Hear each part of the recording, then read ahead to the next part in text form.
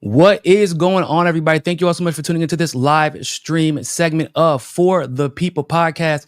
And of course, I am your special guest, or I'm your special host and your humble host, Niko House. And I do have a very special guest. But first, I want to ask you all to like this video, share this video. We are live right now on Instagram. We're live on Facebook. No, not Facebook. I'm lying. Twitter. We're live on Rockfin. We are live on YouTube. And we are live on Rumble. So make sure you like this video, share this video, subscribe, all that good stuff. If you're just joining in, I appreciate you coming in so soon. Today I have a very special guest. You all know that I love to talk about Brazil. However, most of you all don't have any idea what the hell I'm talking about because it's kind of new to a lot of people. Brazilian politics are very complicated. And because of that fact, I wanted to bring on somebody who could break down Brazilian politics in a way that the average American or somebody who isn't living in Brazil can understand it. And for that reason, I brought on political analyst, and you are the founder and the person who runs Nova Resistência, right? Yes, Nova perfect. Resistência. You can follow them on Twitter. Follow Raphael Machado on Twitter as well. He does commentary in both English and Portuguese. So thank you very much for being part of the show, Raphael. Thank you very much, Nico. It's an honor to be here with you. A great pleasure. I always like to talk about Brazil because, well, it's the place I live in, where I'm from, and also because, especially when talking to foreign people, to people who are not from Brazil, everyone more or less has some conceptions about Brazil, some ideas about Brazil, but usually most people are wrong about what they think about Brazil because it's a very complicated country, a very contradictory country, a very diverse country. Of course, a lot of places are diverse, etc. But Brazil is very specific. There are a lot of stuff that's absolutely specific to Brazil. So that's why I like to talk about Brazil. And so thank you for having me here.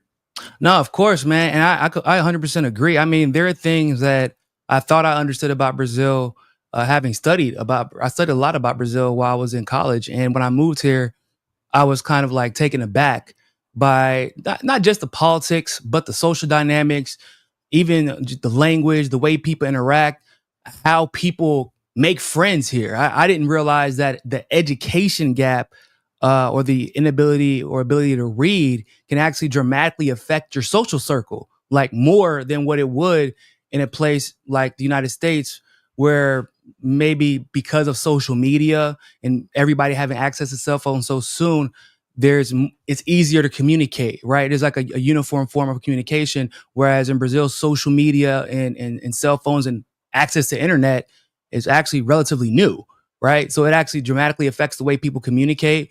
I always joke, my wife laughs because there's some stuff that she'll see on social media and she's like, yeah, I don't understand what this is saying. I'm like, what? You speak Portuguese? She's like, yeah, but I've never heard this phrase before in my life. But it's because she's from Maranhão, and if they don't say it there, and she never heard it here, and it's from like some random place in the Northeast, she isn't going to know it until somebody has to explain it to her. So Brazil's a very complicated place. Now, I do have to start out with the most important question. Who is your favorite football team here in Brazil, and why is it Flamengo? No, it isn't Flamengo, as a matter of fact. Though with a lot It's of people, it Fluminense, is isn't it? Botafogo. I'm Botafogo. one of those Botafogo guys. It's an old people team, more or less. But since it's my dad's football team, and it was also my grandfather's football team, so I'm Okay, Botafogo. Yes. I get it. Like with the American owner supporting American imperialism and cat now. Yeah. Well, they are winning right now, and that guy, the Texan guy, he seems to be more or less interested in really investing in Botafogo. So I can respect that. He tries to adapt to Brazil a Yeah. little bit. So I can respect that, even though I don't actually like privately owned football team. I think it should be something more cooperative, something more popular. But some of these guys, this guy specifically, he's someone who respects Brazil, so I can respect him also. It definitely seems that way, which kind of took me off guard whenever people were describing, for example, the fact that he's almost one of the reasons that Botafogo kind of started increasing in popularity again outside of the winning was because he almost turned Brazil's like football like he turned into a show almost. Like it became very entertaining. He catered to Brazilian culture. He actually lets, even though he's active and involved, which is not necessarily strange for an American, but but it is strange for somebody who may not be familiar with the culture. He lets Brazilians run the show and he trusts in his staff. And you got to respect that because you would like, there's a problem right now with Americans owning football teams or soccer teams, for those of you who are curious, in Europe, and they're overly paternalistic. They're trying to do too much too fast, not respecting the culture, not understanding the process. In Botafogo, they were having a problem for a little bit, and then he came in and Yeah. instantly turned the franchise around, which you don't see happen all that often. It's very difficult to turn a franchise around that quickly, especially in a sport that he isn't an expert in. He's an expert. He owns the Eagles, for those of you who are curious. So even though they just lost to Flamengo recently, what they won the Super Bowl. So hey, he all right. He doing all right. But Yeah, yeah. it's football culture here was another thing that kind of threw me off because I thought it was crazy in Europe, and I knew that Brazilians love football, but I did not know it was like, yeah, my wife won't let me go to a Flamengo Fluminense game, for example. She won't let me go. She keeps saying it's too dangerous. Okay, yes. Yes, it is. Don't go. Don't go. She's like, no, you can't go. I was like, what? Why not? It's a football game. She was like, it can't be worse than Europe. She's like, oh yes, it can. And then I saw the final, the Brazil Cup final, where they had to let Atletico leave first. Like they let the people leave, then the team has to get escorted out by security. Then like the Flamengo fans leave. Like it's all separated because if you let them all leave at once, it's a problem. There is going to be a problem regardless of who wins. So I found that very interesting as well, like how invested people are emotionally, and even financially. There are people who just follow teams all around the country, Yes. and that's kind of like that's Brazil almost to some degree, right? They're very invested in their personal everyday lives, the thing that they are passionate about, but seems like politics isn't really one of those things at times. To me, it seems like that. It seems like they're kind of, how do you say, disligado. They just kind of like leave it. Whoever's in is going to screw us over regardless, and therefore, we don't really pay attention to that. Do you get that sense being a Brazilian, born here, being raised here, and being involved in politics? I'd say that for most of my life, most people didn't actually care about politics, and usually 2 in 2 years they went to the voting booth and voted there, and who cares? Most people don't actually remember who they voted for. If it passes some months, 1 or 2 years, if you ask someone, oh, who did you vote for, senator? 2022, most people will not actually remember who they voted for. But I'd say that from maybe 2012, 2010 Mm-hmm. to more recent years, Brazil has become extremely politicized. Yes, especially with this polarization, Mm-hmm. with the feeling, with the opposition to the Workers' Party, with the opposition to Dilma first, and then to Lula before, and then to Dilma, etc. And then Bolsonaro emerged, and for at least until recently, everyone only talked about politics. People shot at each other because of politics, because, oh, you're Bolsonaro, oh, you are Lula. Sometimes in a bar, stuff like that happened where someone, Bolsonarista. yes, Bolsonarista is sometimes I didn't even also know that the was a other thing until side. this past election. It's not even the presidential election. Everybody, the Bolsonaristas won. I'm like, is that a thing? Did y'all start? Is this like a new trend? But yeah, So uh, during this time, people became extremely engaged in politics. Though I actually think that after this last Lula victory, I think people became a bit more tired because of everything that happened, because of all the situation with the in January 2023. That was very similar to what happened in the in the Capitol U.S. building in the U.S. The 2 years before, I think.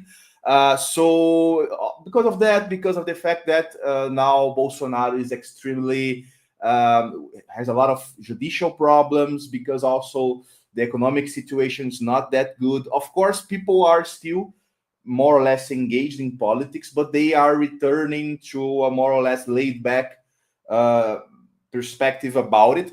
And I think people are more engaged on the internet than actually in, for example, city politics. I always say that city politics is sometimes more important than national politics, because it's the Oh, place for you sure. live in. It's the place where it's going to be defined if your street has is cemented, or if it's made of dirt. If you That are is going not to even have for those who are curious. That's not hyperbole. That is like that's literally, man. You when the midterms come around, I ain't never seen so many streets looking pretty. I'm like, when they fix this street? My wife was like, yeah. The elections are coming. We got new soccer fields when you know what I'm saying, like basketball courts start popping up, bro. People when they realize I'm American, like they come over, like want to shake my hand, like I'm like, what's up, bro? Oh man, I just wanted to get to know you, so I'm running for that. I'm like, okay. I mean, I don't vote here, but but you know some people around here, right? I'm like, this is crazy. Y'all have not talked to me at all until the politics, and because people are working for the politicians in the neighborhoods. The what do you call it? The vener. How do you say it? vereador, vereador, Yeah, yeah, yeah, city councilor, it's vereador, exactly. yeah. So I don't know if you know Brazon. Not the one who ran this year, but the one who was, I guess, arrested. Yes, connected to the Marielle stuff. Yes. So his son lives in the neighborhood for the soccer academy that I coach for. So like he comes up and was like trying, not the son, but the dad comes up and tries to shake hands with me, and I'm like, hey, what's up, man? And he's like, talking to me about his son running, and I'm like, he's like, can we have a picture? I'm like, hold up, no, I don't know you like that, dog. I don't, because I wasn't familiar with the politics, and I go look it up and find out this man was arrested for something. Now, unfortunately, seems to be pretty common for politicians to get randomly arrested here, which is a whole different conversation. What is it Yeah. that it seems like so there's two things. I feel like Brazilians, when they are engaged in politics, it is only to argue. Like it's like because you're against the other side, Yeah. almost as if there's not really anything to advocate for their favorite politician, so they have to just complain about what the other side isn't doing enough of. And then two, um, why is it that so many politicians end up with corruption charges, and sometimes a lot of times they end up vindicated for whatever they're accused of, but it seems to be a constant here, for at least the last 20 years somebody's getting in trouble for something. Is that like genuine corruption, or is it kind of like the United States where a politician will participate in corruption, but the thing that they're actually guilty of they don't actually get accused of? It's other stuff to try and dirty their name so that the other party can have an advantage when it's time to run for office. Well, that's a very hard question. I'd say that corruption is more or less part of how things are done in Brazil. And I think that that probably comes from the colonial times, because of social stratification. And if you want to get ahead, you need to give some money to a bureaucrat, to a colonial officer, etc. And that's the social stratification in Brazil. It's more classist specifically, but also comes from um, slavery Labor. culture in Brazil. And it was, even though all slavery all around the world has similar aspects, but slavery in Brazil had very specific aspects, including some aspects different from slavery in the United States, for example. So, for example, It's very sometimes unique. It's even very unique. Yeah. very unique. Sometimes even, for example, someone who was an ex-slave, if he had the right connections, the enough amount of money, he could maybe even get ahead and rise to some kind of position. So everything in Brazil more or less flows with Caixa dois, with the underhanded money Yeah. that no one sees, that isn't accounted for, etc.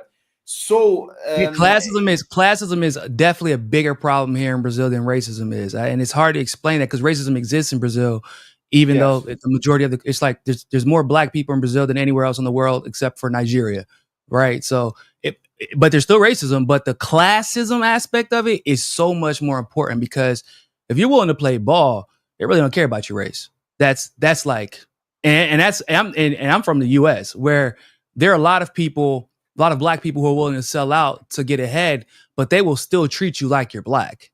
Like that's still like they remind you of it on a regular basis and they will put limitations on you. But if you're willing to play ball here, it seems like it doesn't matter what race you are to some degree. They will they as long as you want to play ball, you can play the game. And irrelevant of that's irrelevant of race. What do you think so far about Lula's term, and if you could like just give a comparison to what we're seeing in this particular term versus the last time, whenever the United States was kind of on his head trying to get him arrested, and eventually did work with the local government or the Brazilian government to put him in jail until he was exonerated. just to complement the last answer. So I think that corruption is very common in Brazil, and usually these kinds of charges, I agree with what you said about how things go in the United States. Probably all these guys are corrupt in some way or another, but it's really interesting that the ones who are being accused at this specific moment or another specific moment are someone who is in the way of something else. So maybe he was part of the game 4 years ago, but now the game has chosen another player, and now this guy is in the way of things. So maybe he should Exactly. be arrested, but not for life.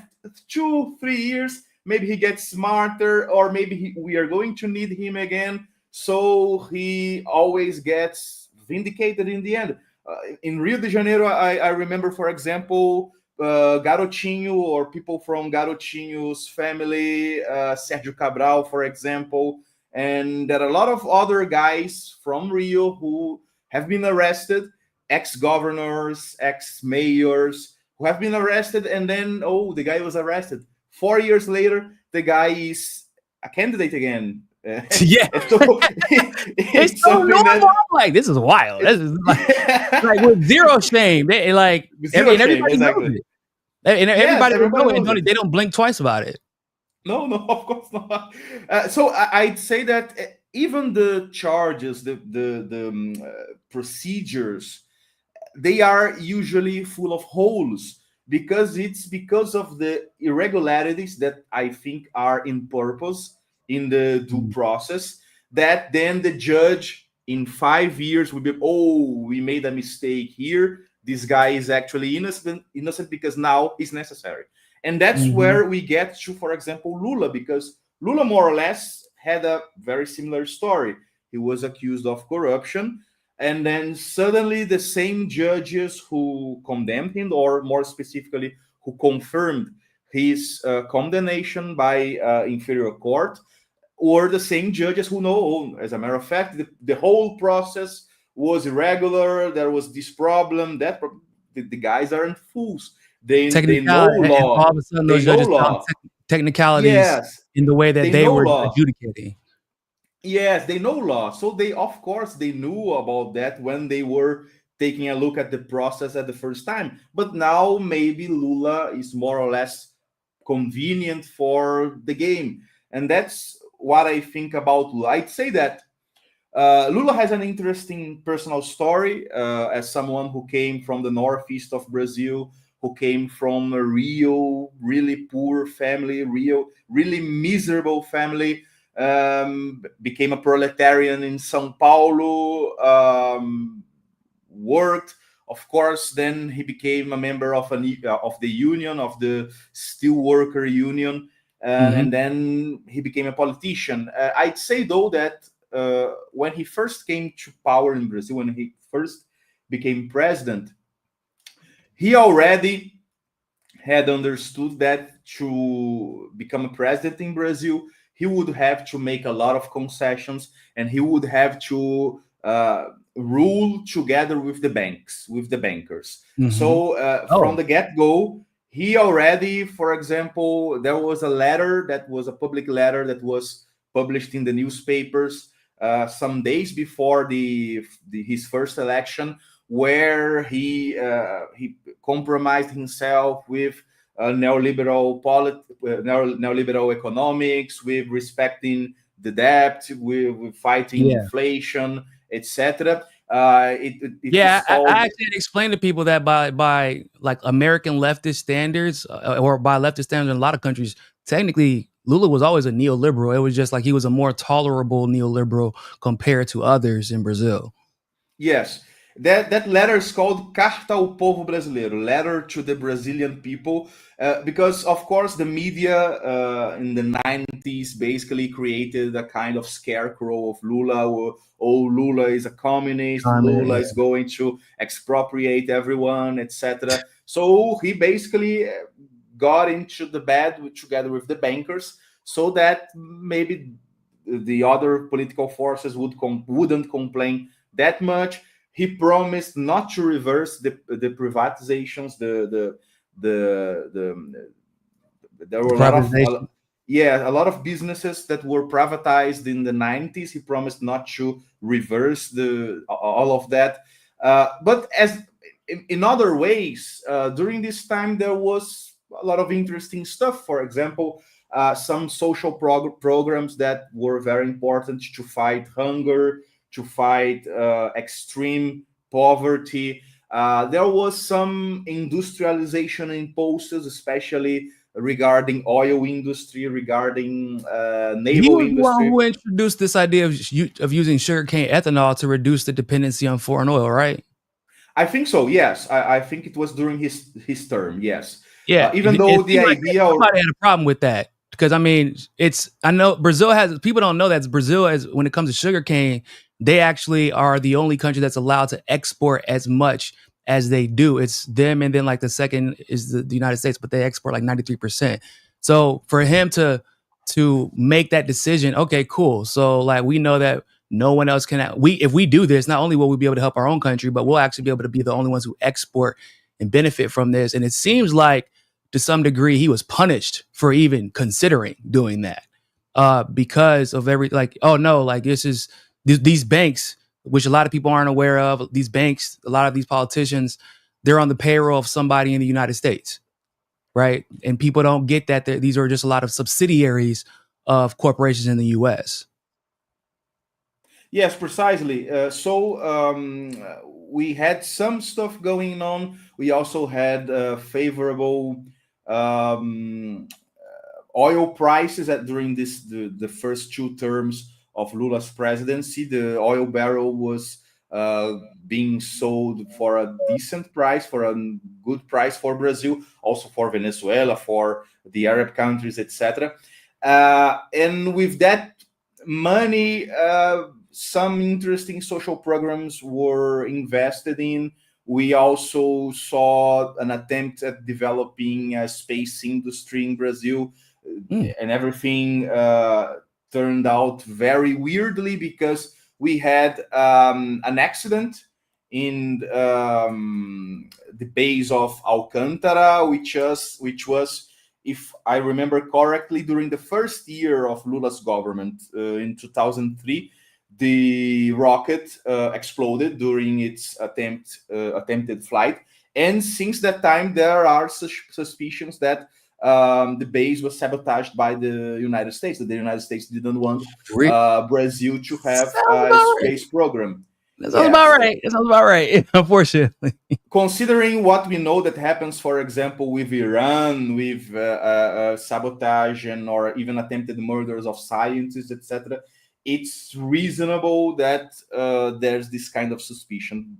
And then, um, came Dilma, but during already this time, during the Lula's presidency, there was all those corruption cases regarding Petrobras and other big businesses.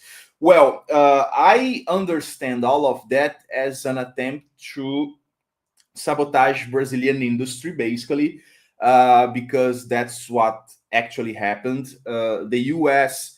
And that's a Is pattern in Latin America when it comes to the United States, and that where Latin American countries are trying to industrialize and become self-sufficient. And then when that happens, especially if they have something in particular that they specialize in, sugarcane, for example, uh, or in the case of Venezuela, oil, they come in and are like, no, no, no, no, no.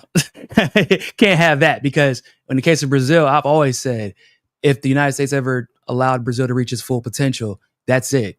I mean, it's like a letting an African country reach its full potential, except for Brazil it has everything you can think of, and no natural disasters.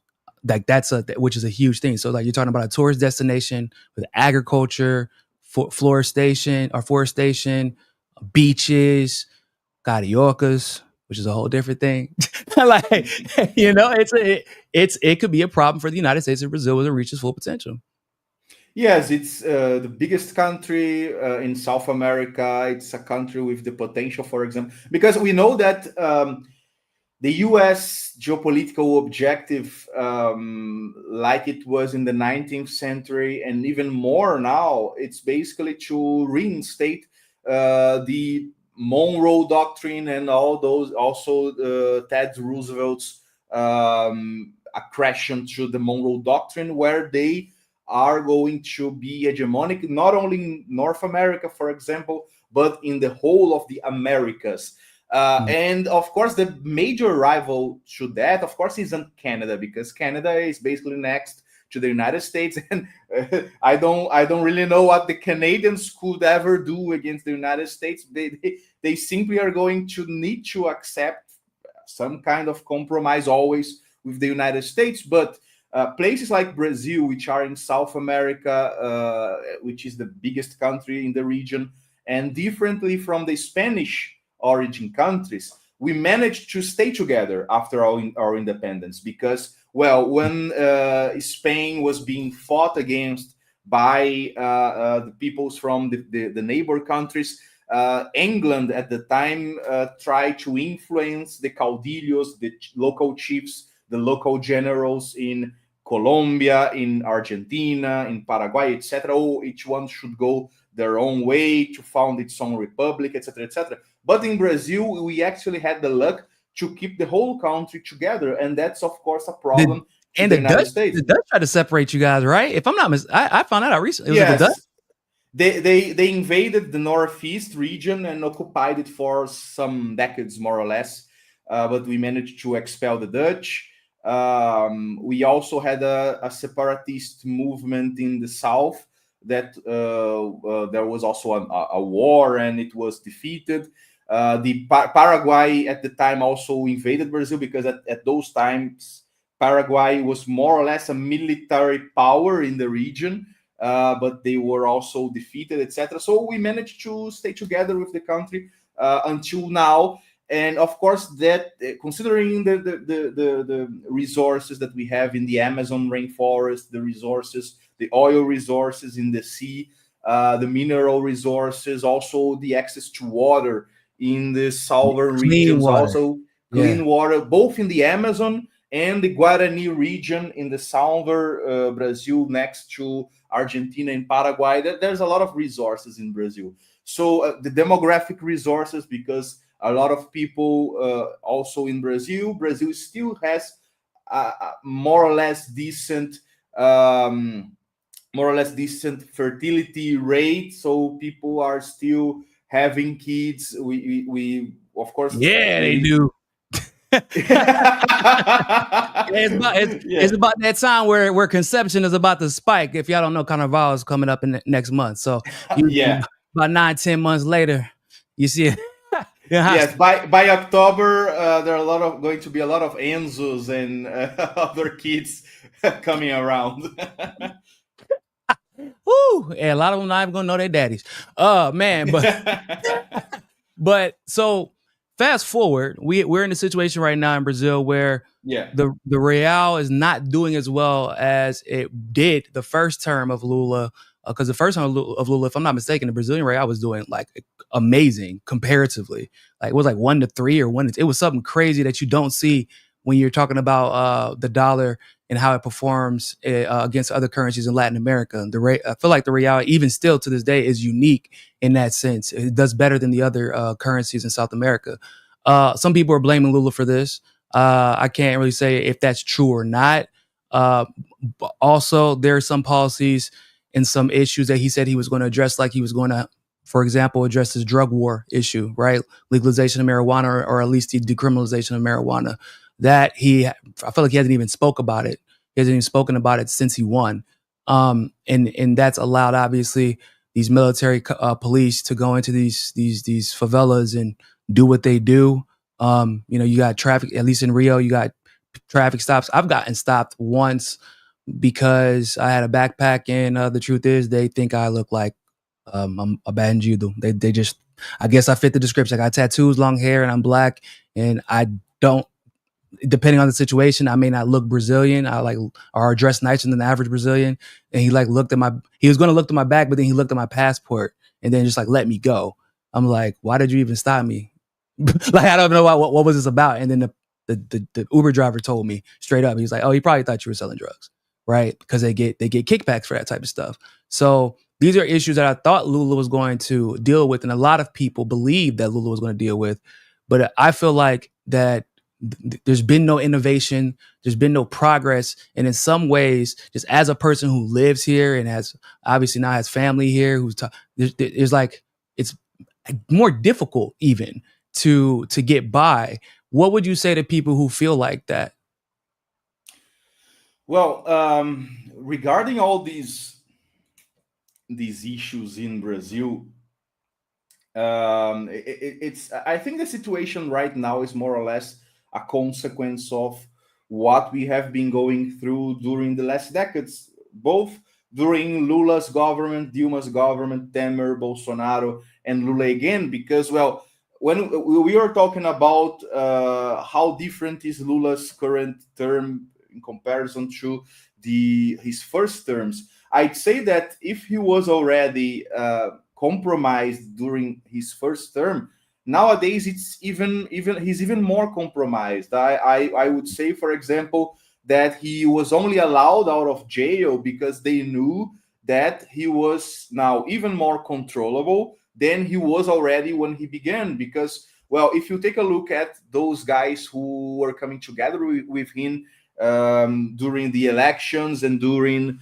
the beginning of his government, it's basically even some guys who were part of the opposition during his first term. The guys who were center-right, who were ultra neoliberal, the guys who privatized everything. And now, since Bolsonaro, it's basically the boogeyman. He's basically the reincarnation of the mustache guy from the Second World War. We can't forget everything about the other neoliberal guys, about everything that was privatized. And guys, for example, They like use him like the Trump type of boogeyman, like the same way that the Democrats use Trump. Yeah. The For example, Alckmin, who is the vice president of Brazil, was basically the leader of the right wing in Brazil 15 years ago or 10 years ago. So now he's the good guy. He's with us. He's the vice president of Brazil. It's basically as if, for example, well, let us think, maybe Kamala Harris comes again and wins, but her vice president is, I don't know, Ted Cruz. Ted Cruz, yeah, precisely. Ted Cruz, for example. It is basically as if that happened in the US. So it's very, very weird. I mean, she got an endorsement by Dick Cheney and Liz Cheney. So it was like, we're kind of seeing that same type of pattern where, like you said, it's who's the most convenient for the narrative that we need to push to get the control that we need. And I feel like in the US, they have a unique situation in the US that I think that might be occurring right now to some degree in Brazil, where, so the Democrats, for example, they don't have a bench. And what I mean by that is they've always had somebody lined up that could run the show that the Democrats would readily get behind because of the power and influence that those people could have, and really the protection that they could offer if you were to participate in corruption, which all of them do. They don't have that person anymore. No, because everyone believes, well, shit, if Kamala can be the vice president, I can be the damn president because she's stupid. Like she's not even popular. So, and the Republicans are kind of somewhat in the same boat after Trump. I don't know who they have left. So you've seen this kind of like this intersectionality between the Republicans and the Democrats to the point where they're almost indiscernible from each other and willing to quote unquote work together, but usually only to screw us over. And because of that, I feel like no one is really being held accountable because they all need each other now. Whereas before they would point the fingers, and they still do to some degree, but it's only nominal. They don't really hold anybody accountable. But I feel like now no one is going to be held accountable because they all are participating in the same corruption and they all need each other now because they don't have that next person who's going to step up and everyone is going to fall in line behind them. Yes, exactly. So these kinds of things happen in Brazil, and well, basically, Alckmin's party even is probably going to cease existing in the next his old Really? party, not his current party, because he also changed parties. Because in Brazil we have a lot of parties. So the major right wing party during the 90s, during the first decade of the new millennium, which is the PSDB, the Social Democratic Party of Brazil. It's probably even going to end because, well, the right wing feeling moved a bit more to the right. And these guys were already extremely neoliberal. Some of them, oh, we are going together with Lula. Some others decided to be more centrist or go together with Bolsonaro, etc.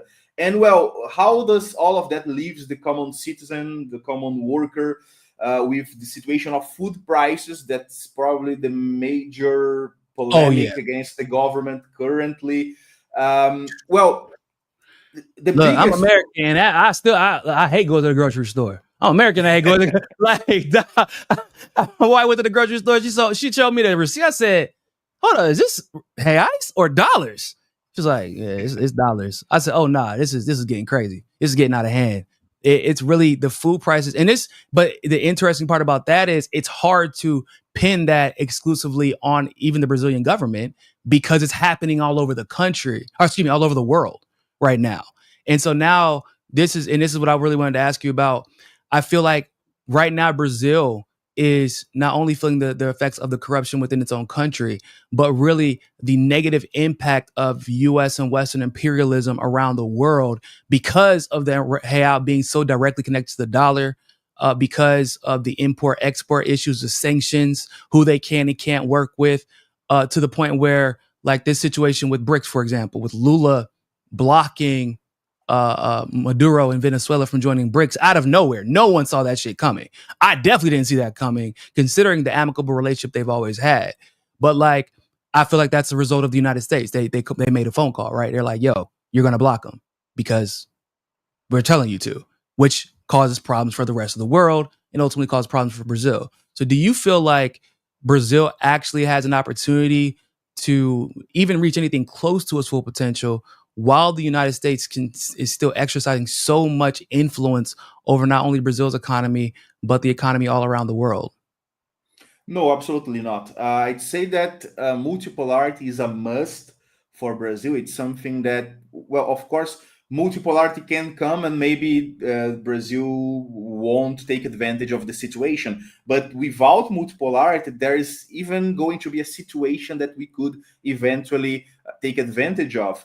Lula chose the wrong course of action because, for whatever reason, he believed that the Democrats would rule in the U.S. forever or something like that. He might have, maybe he So did believe that. Yeah, yes, it's a I chance. think he actually believed that. He betted on it. So he decided that he wouldn't go all for BRICS. He would put a foot on BRICS and another foot on the United States on the West. So whenever the United States told Brazil, oh, you shouldn't join the Belt and Road Initiative, we have never joined and we have refused to join the Belt and Road Initiative from China. Or, I did oh, not you know should, that. I did not yes, for real. But we Brazil works so closely with China in basically everything. Why yes, would? we were invited to it and we have refused it 2 times, I think.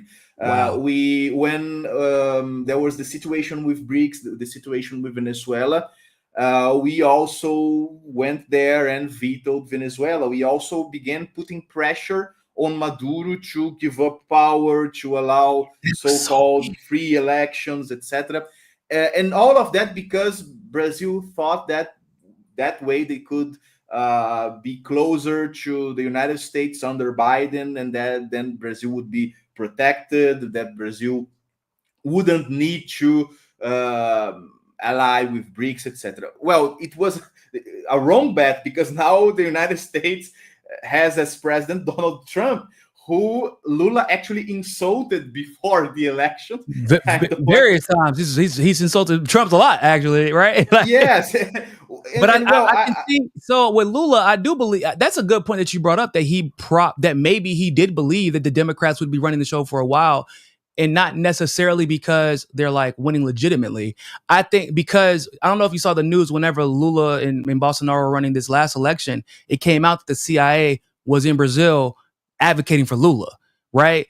And I mean, it's pretty much an open secret at this point that the CIA and all of the voting apparatuses at the time were behind the Democrats, and the Democrats were running the show, and what we refer to as the quote unquote deep state. Even though they, Trump might do some things that the empire likes, but he's not consistent enough and he's too unpredictable. Biden is predictable. Kamala Harris is predictable, and therefore even the conservatives or the neocons were getting behind the Bidens of the world and the Kamalas of the world. So I think that Lula was like, they have that much that type of influence. They literally started a war between Russia and Ukraine, and everyone's behind it, despite the fact that it's actually against the interests of countries in Western Europe. For example, the prices are skyrocketing. Yeah, it doesn't matter. We want a war. There's going to be a war, right? The situation with Gaza and Israel. They're like, if the United States was to pay for that war, even though it could hurt them financially, they're going to pay for it with Lebanon, with Iran. So in Lula's mind, he's like, there's nothing that they want that they don't get. So I think there was an assumption that if he pisses off Biden and that administration, that he's going to feel the impact. And given that he was already arrested, right? Didn't matter if he's guilty or not guilty. He knows like they can pay off who they want to, and I'm going to be arrested. Doesn't matter from the president. That's that's very unique. You don't worry about that in the U.S., but in Brazil, you do have to worry about it. So I think that there's a good possibility that you're right. Maybe he believed that the Democrats were going to run the show for at least the majority of his presidency or in any potential future runs from his party. And he was trying to protect himself and ingratiate himself within with the United States and Democratic Party. Yes, I think that's correct. I think that's more or less how he thought things would go. I'd say that everyone made the mistake of thinking that Fukuyama was more or less right and that we were getting close to the end of history and we were all going to live together in a kind of global state where everyone more or less believes in the same things and acts the same way, etc. And that, for example, guys like Trump or like Bolsonaro were just bumps on the road, and that things like that would never happen again. In Brazil, when Trump lost, the media, the newspapers told, "Oh, populism is dead. Populism never, etc., is never coming back," and whatever. And I at the time I thought these guys are completely crazy because the crisis of liberal democracy is a feature of our times. And well, they can maybe steal elections or whatever. These movements, Trumpism, Bolsonarism, or whatever else, they won't actually go away if the problems that they are a reaction to, if these problems are not more or less worked in some way. So he was the most popular president to like not be reelected, right? He gained the most votes for a president who didn't win. That it's never happened like that before. That's like that in and of itself lets you know the movement isn't going anywhere just because Biden won by a narrow margin. If anything, they are going to mobilize even more so, and that's what we saw happen, right? And I think that there's something like that happening right now in Brazil with what they're calling the Bolsonaristas. I don't know if Bolsonaro himself is going to run again, but I feel like we're seeing that happening in Brazil. Yes, and it was what 1% of difference in the votes. It was extremely a little difference between Lula and Bolsonaro, and something like that won't Mhm. actually go away. It's something that if what the Bolsonaristas are talking about, if Lula can't, for example, solve these anxieties, for example, I have been defending that Lula should be the one to give amnesty to at least some people arrested during January Yeah, 2023, because then he would show himself as a merciful guy, as a not a resentful guy, as make someone who peace. cares about the old. Because there are a lot of old people arrested there, old women, people who have some diseases, etc. Well, Lula should be the guy who rises above all these petty squabblings and, oh, I'm going to give amnesty to these guys, because then the opposition wouldn't be able to say, oh, Lula is a hangman, he's a tyrant, etc., because that's Mhm. actually going to be used in the next elections. It If, will. for example, someone, and there are a lot of old people there, if someone more, because some people already died. A guy died some time ago in jail because of January stuff. If someone else dies, it's going to be used against Lula. Oh, Lula, the tyrant, etc. So, but the people here It in was you. Brazil, I can tell you because it was used against Biden. January 6 arrests were used against Biden because they were being some people were being held without arraignment. Some people were just there to protest. They didn't even vote. Or they didn't like they're not registered to a party. They were just there to see what was going on, and they were in the wrong place. They were there at the wrong place at the wrong time. That was used against Biden, and people didn't believe it would be a problem until it was a problem. exactly. So, but the problem with the left liberals is that they live in a bubble. They don't actually understand what's happening outside the bubble. That's also what explains the situation with peaks that I think you mentioned to me when I was talking to you the other time. The situation where were going to you going to send information to the how do you say it, the institution that takes care of taxing, the in the US, the IRS. IRS. Yes, the Brazilian IRS, for example, that they're going to send information about peaks, about small money Ah, transfers to yeah. the Brazilian Cada ano eles vão ver. IRS. Yeah, cada ano eles vão olhar seu banco, conta de banco e mandar toda essa informação e tirar dinheiro menos. Or, Yes, yeah, yeah, and which the is crazy. government, the Brazilian government, thought it was a great idea, a genius idea, and basically everyone in Brazil was scared because, well, as I explained, I also participate in radio shows. I'm a radio commentator to a Rio de Janeiro radio, Rádio Metropolitana, and when I was asked about it, I said, and well, of course, I'm going to talk about illegal stuff in the sense that Brazilian economics is extremely informal. So, for example, you have someone who maybe is a poor guy or he was maybe middle class and fell down in hard times. Well, this guy, of course, he doesn't declare his earnings. He doesn't actually declare his earnings because everything is expensive in Brazil. Everything we don't see the return of the taxes. Well, for example, I was from Rio, from Baixada, which is a very poor region, and I had to pay my parents actually because I was little. My parents actually had to pay for my school. I had to go to private school because public school at my Yeah. region it was basically impossible to go to. Shit, you be like, and sometimes the teacher don't show up. Sometimes the teacher. Yes, it was this kind of stuff. So people in Brazil they pay extremely high taxes, and then they have to pay for private school, for private hospitals, or doctors pay uh, bus fares Like and a lot of como stuff. pedagogue, like child psychologist, like all that stuff. You can so Yeah, there's public access, but sometimes because of scheduling and things like that, you got to pay. because You like gotta just for the pay. convenience. Yes. So, for example, a lot of people who are nowadays Uber drivers.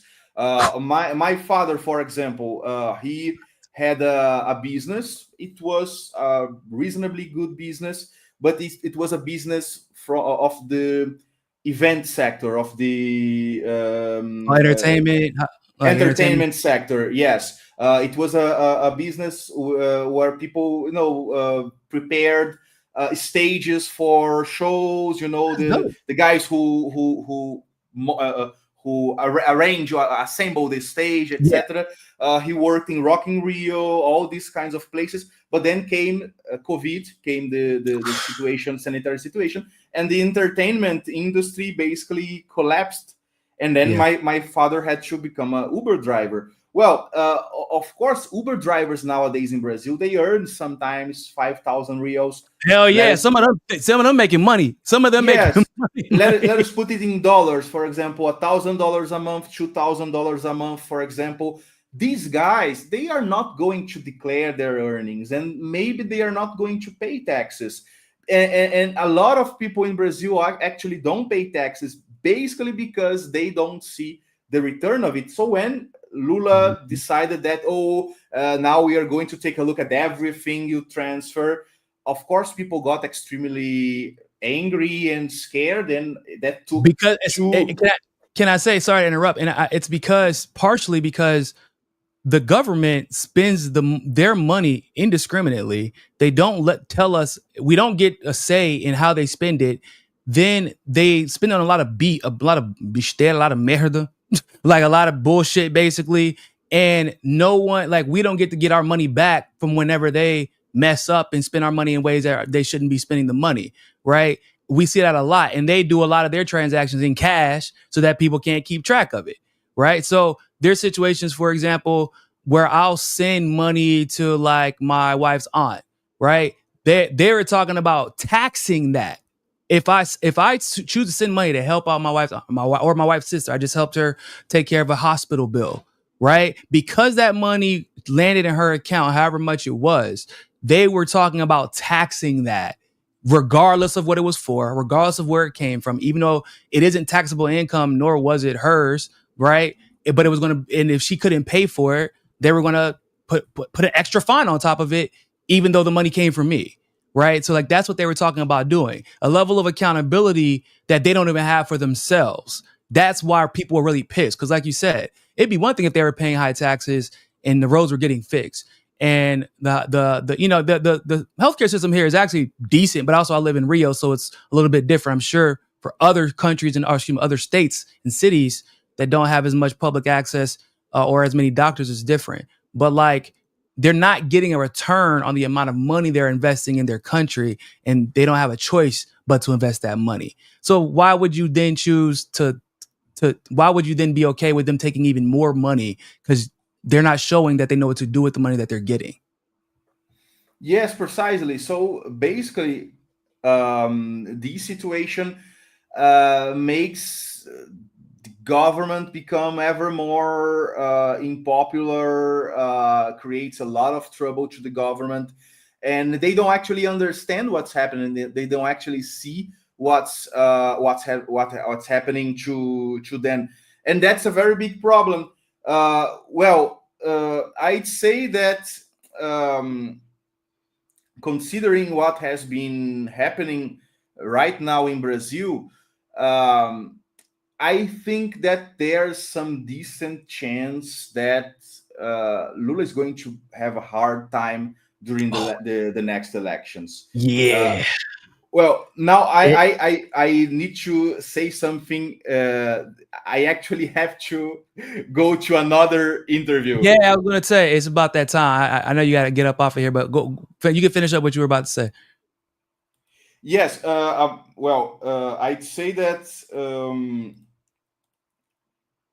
I'd say that uh, I think that Lula is going to have some very hard problems during the next elections because his popularity is getting It's smaller tanking. day by day, is tanking.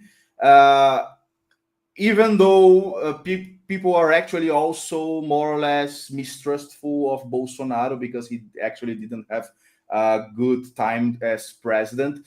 I'd say that if Lula doesn't actually come up with something that is actually good news for the Brazilian population, some kind of new social program, like, for example, what Bolsa Familia was during the beginning of his first government, or other kinds of social programs, etc. He's actually going to have some trouble getting a decent result in the next elections. And well, it's basically his own fault.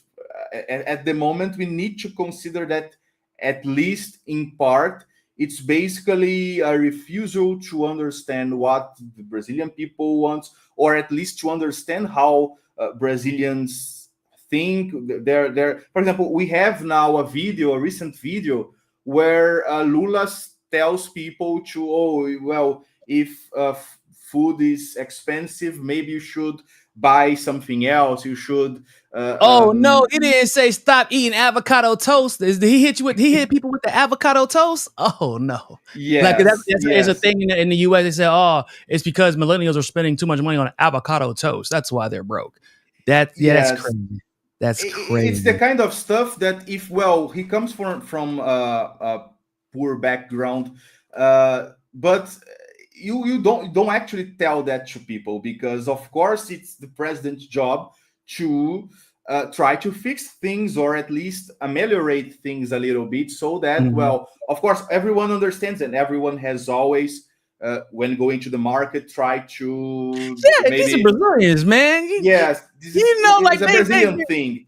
We maybe we're not going to buy sucrilhos. We are going to buy another kind of cereal or something bruh, like that. even the ones with money like to they Yes, economic at least gosta de economizar, né? exato. It's the kind of situation where Lula himself doesn't seem to understand what has been going on with the Brazilian situation, with the Brazilian population, and what actually troubles Brazilians. Because then he comes up with some crazy ideas or crazy speeches that hurt himself. Yeah. Oh man, gets on Instagram and makes an ass of himself sometimes. I'm just like, bro, just turn off social media, please. And can I say just really quick before you go? I feel like the point of them removing the capital from Rio and literally creating Brasilia was for this specifically. Because if you are with the like in because the capital used to be in Rio, a lot of people don't even know that, but Rio used to be the capital.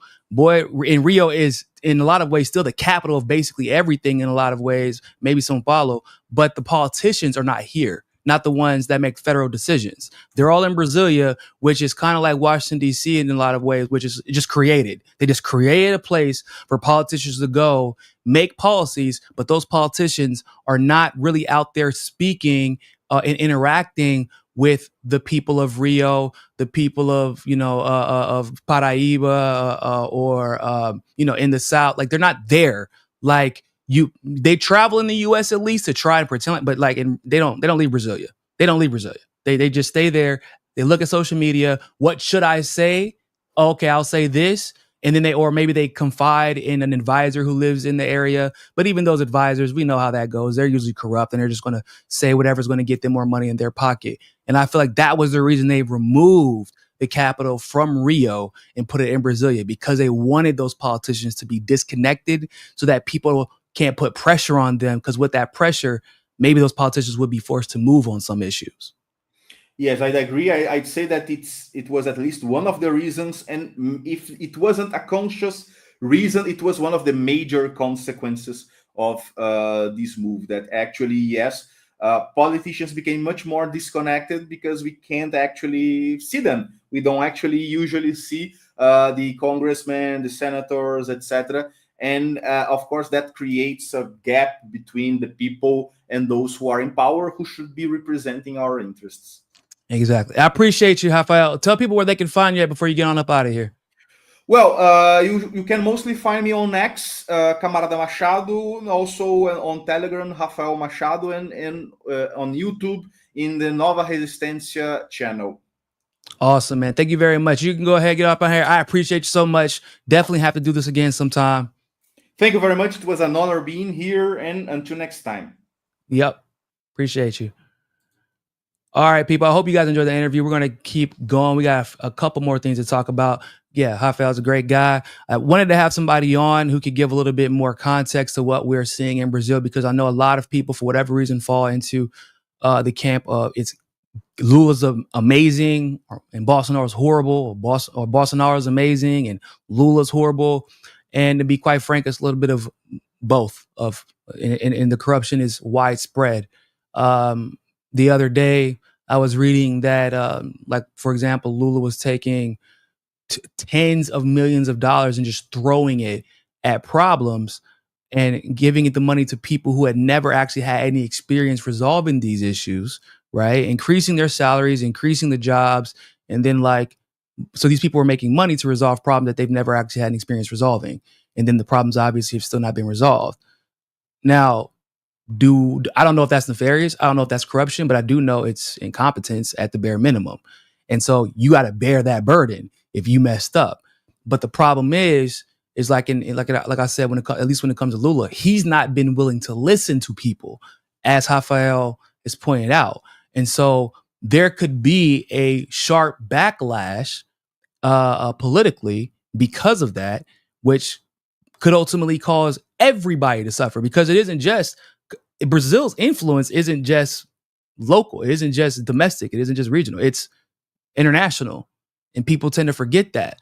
So when Lula messes up, or Bolsonaro messes up, or whoever the next guy is messes up, that is an international problem, potentially. What did we just see happen with BRICS? Once again, we saw Lula, who is literally friends with Maduro. They've always had a great relationship.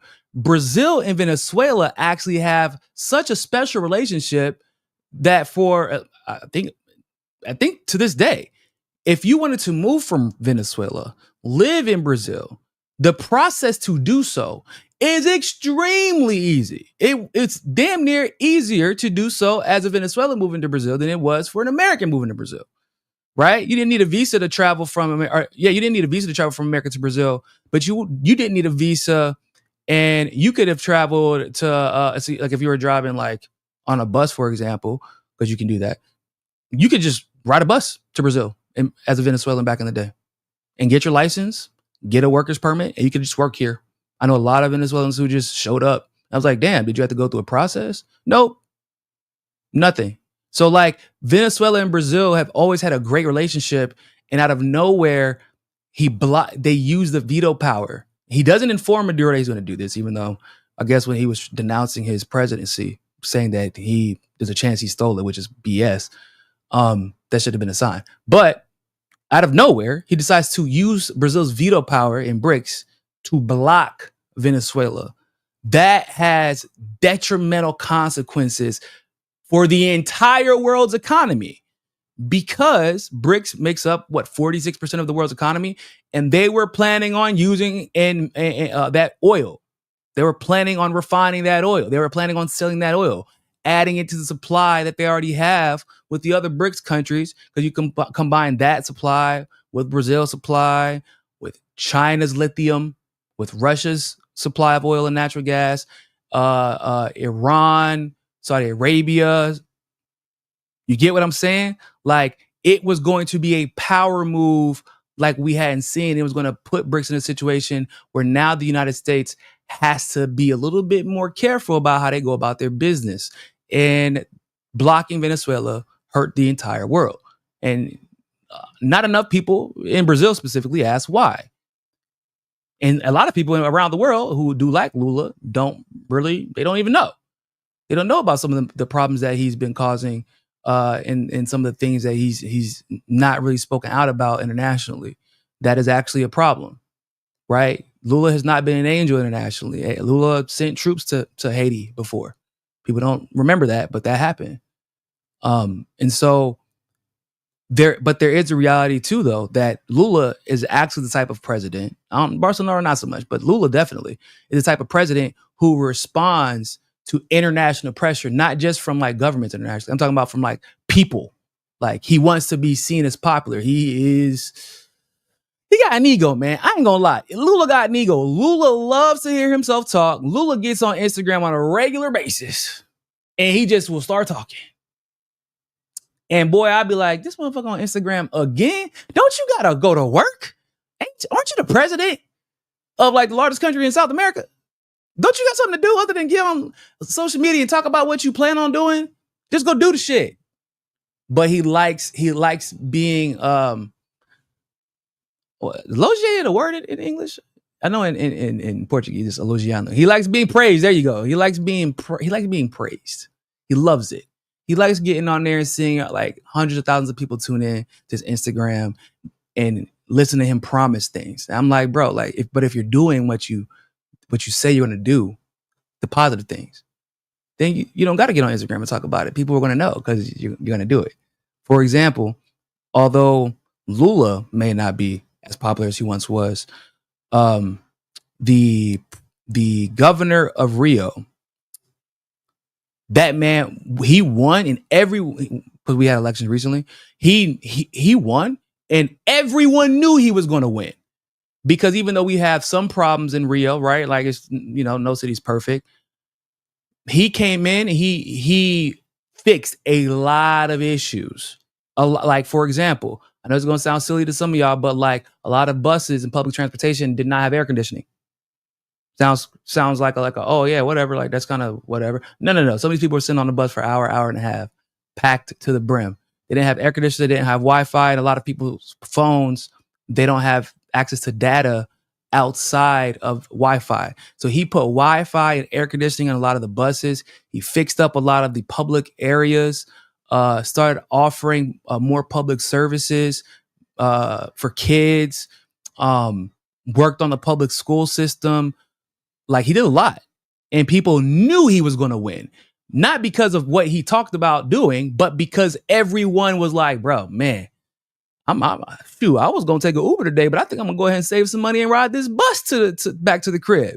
Now that I got air conditioning and Wi-Fi, right? Like, that's what I mean by like, you ain't got to get on social media and talk about what you did or what you plan on doing if you're doing it. Because in Brazil, if you are actually doing and keeping your promise, doing what you're going to do and keeping your promises, bro, that Brazilian network, dog, everybody talks. Like, like for example, when you buy something here, I get something from the how do you say, like a bakery down the street, but they text you right after on WhatsApp. They're like, yo man, how you like the food? I'm like, who is this?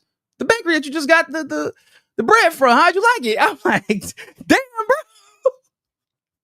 Like, I just got home. How'd you get? And like, yeah, man, we just want to see how you doing. They'll text you 2 weeks later. That's how people spread the news. Like, you'll see people go on, it's called Mercado Libre. It's kind of like their Amazon. They don't be evaluating on Mercado Libre. Like, for real, they text their friends. Yo, look at what I just got. Go here, go do it. So like, people will talk if you're doing the right thing. That's how people decide who they do and don't like, what products they do and don't like, what they will and won't buy. That's why when he was talking about how people were insulted, the fact that he was like, yeah, man, just buy cheaper food. Boy, Brazilians, they gonna buy cheap food. Not, I don't want to say cheap like it's bad, but if they can save money, Brazilians, even with money, are gonna save their damn money. They do not play about that here. So appreciate Raphael coming on and giving some clarification because like I said, that's something that I feel like is a big deal out here. I wanted to ask him about Palestine. We didn't get to it. There's actually going to be, for if I have anybody who lives in Brazil that's watching the show right now, there's going to be a widespread protest tomorrow. I know in the one in Rio, I don't remember where it's at. I think it's like close to it's on Avenida Presidente, 147 Avenida Presidente at 5:00 ish, I think. But they're all over Brasilia, Rio, São Paulo, because, well, the truth is Brazil hasn't been doing enough when it comes to Palestine. So they're out there protesting, and that's a great thing. So go out there, protest, all that good stuff. Appreciate you guys tuning into that part of the show. I definitely want to do more shows talking about Brazilian politics. I think as the elections come here pretty soon, um, I think that Trump's going to pick a guy. The guy's not going to be Lula. We already know that. And I think I actually do know. I think I know who they're going to pick. And because of that, now, so the USAID is out the picture, right? It's not really. It's just rolling to the State Department. So the State Department is going to eventually come out and make a pick. And I think at that point, it's going to be important for everyone to pay attention because that will have a direct impact on BRICS, right? It'll have a direct impact on how Brazil interacts with BRICS and how Russia and China interact with Brazil on behalf of BRICS. And it's going to be a big deal because Brazil is that important and people need to realize that. So I want to talk really quick about this halftime show from the Super Bowl.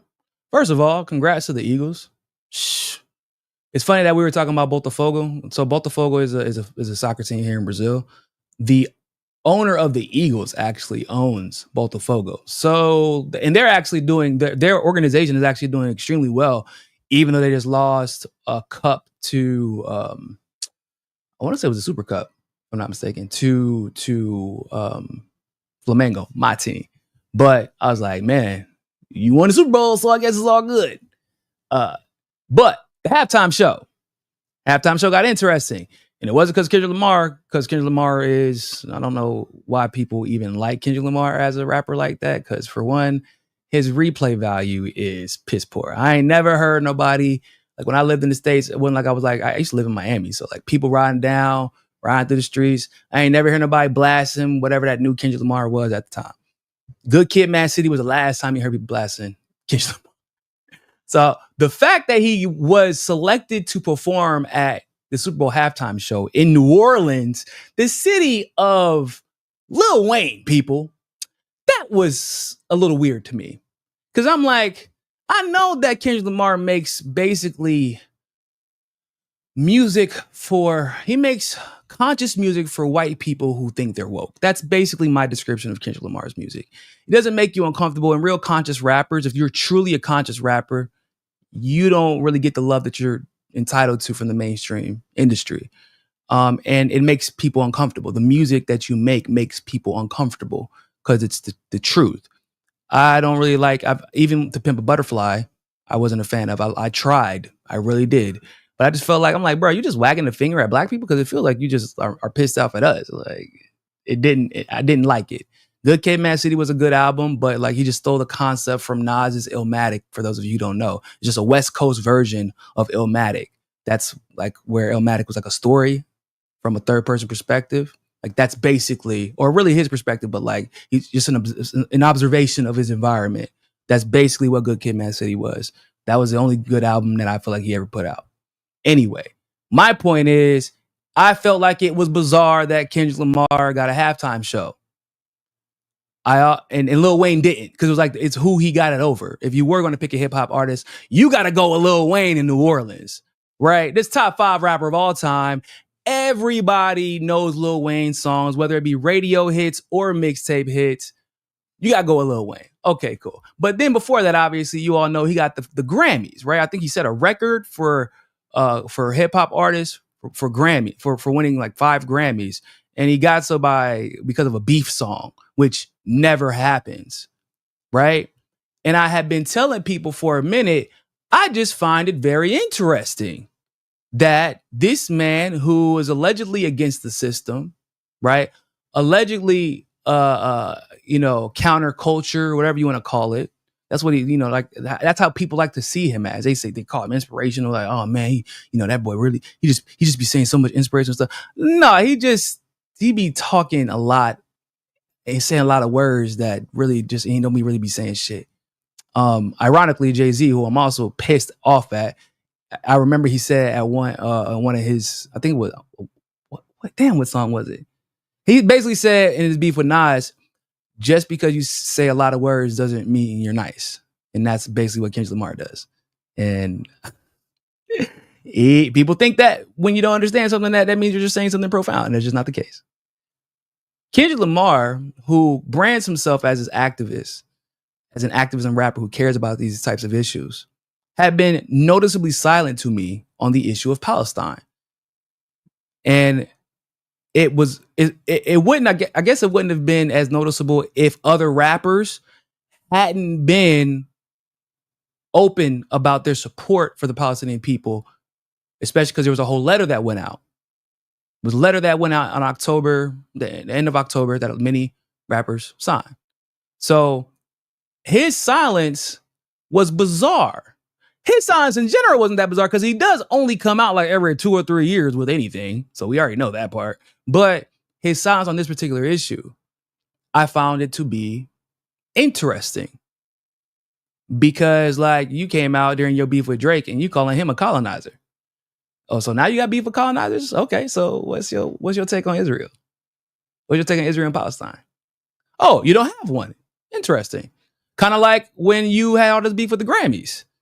Because you felt like you got slighted. And he was basically encouraging people to boycott the Grammys, calling it racist. And then we know the Grammys have, all those award shows have a inherent racial bias. Right? We know that Grammys and these type of award shows, they uplift who they would like to be popular, not necessarily who is the best at the time. We all know this. Well, then he goes and then performs at the Grammys the very next year. So we're going to watch this quick video. And then we're going to talk about the fact that the protester broke his silence about what took place during the Super Bowl halftime show.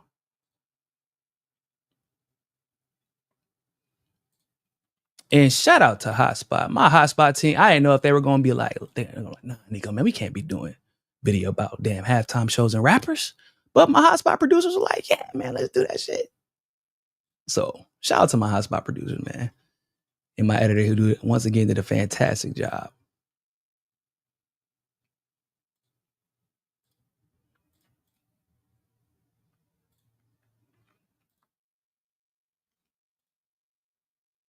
By now, many of you are familiar with this man, Zul Nantambu, who held up a flag calling to attention what's happening in Sudan and Gaza during the Super Bowl halftime show. And although the bravery of this man should absolutely call your attention, it's the reactions, or lack thereof, that should also be calling your attention and at least raising a couple of eyebrows. Now, there are a few people online who are claiming that this was some sort of inside job because Kendrick Lamar secretly wanted to bring attention to what's happening in Sudan and Palestine.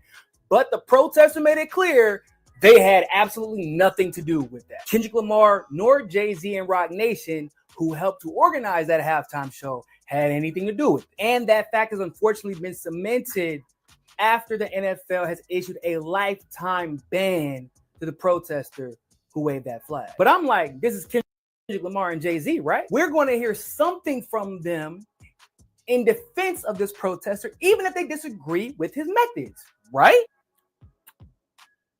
Yeah, nothing, not a goddamn thing. Both of them have been completely silent. And I'm going to express to you the importance of how loud this silence is.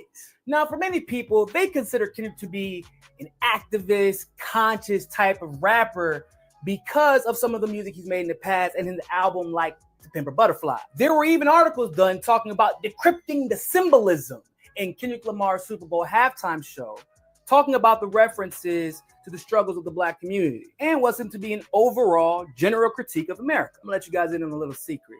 If you are actually a truly conscious rapper, you don't get Super Bowl halftime performances, nor do you get uplifted by the mainstream. Even though Kendrick Lamar just recently won a string of Grammys, people forget that Kendrick Lamar openly criticized the Grammys in 2014 after he felt like he was snubbed when Macklemore won. He and others even alluded to the fact that the Grammys are effectively racist in a lot of ways as far as how they go about choosing who does and who does not win, even in the category of hip hop. In fact, the very next year, he made the album To Pimp a Butterfly, which was clearly in response to him feeling like he and other Black artists had been snubbed and were being snubbed at the Grammys. Now, I like to call To Pimp a Butterfly conscious music for mainstream white people who want to feel woke. Now, throughout that beef, Kendrick continued to remain silent. So how does Kendrick Lamar rage against the machine that he believes screwed over him and other Black artists? He performs the album that he made to criticize the Grammys at the Grammys the very next year. And in one song, he says, "Fuck the police," which is actually a very powerful message included in that song, probably the most powerful message. And he makes sure to censor that part out as he's performing at the Grammys, which he had previously criticized for being racially apathetic. Now, Mr. Conscious has also been noticeably quiet on the issue of Palestine, which has become all the more clearer considering that this man has got a lifetime ban. This protester got a lifetime ban, and Kendrick Lamar has said absolutely nothing about it. Even stranger, Kendrick Lamar was given 5 Grammys for making a diss song about another man, which never happens. And the diss was about the artist Drake, who many of you are familiar with.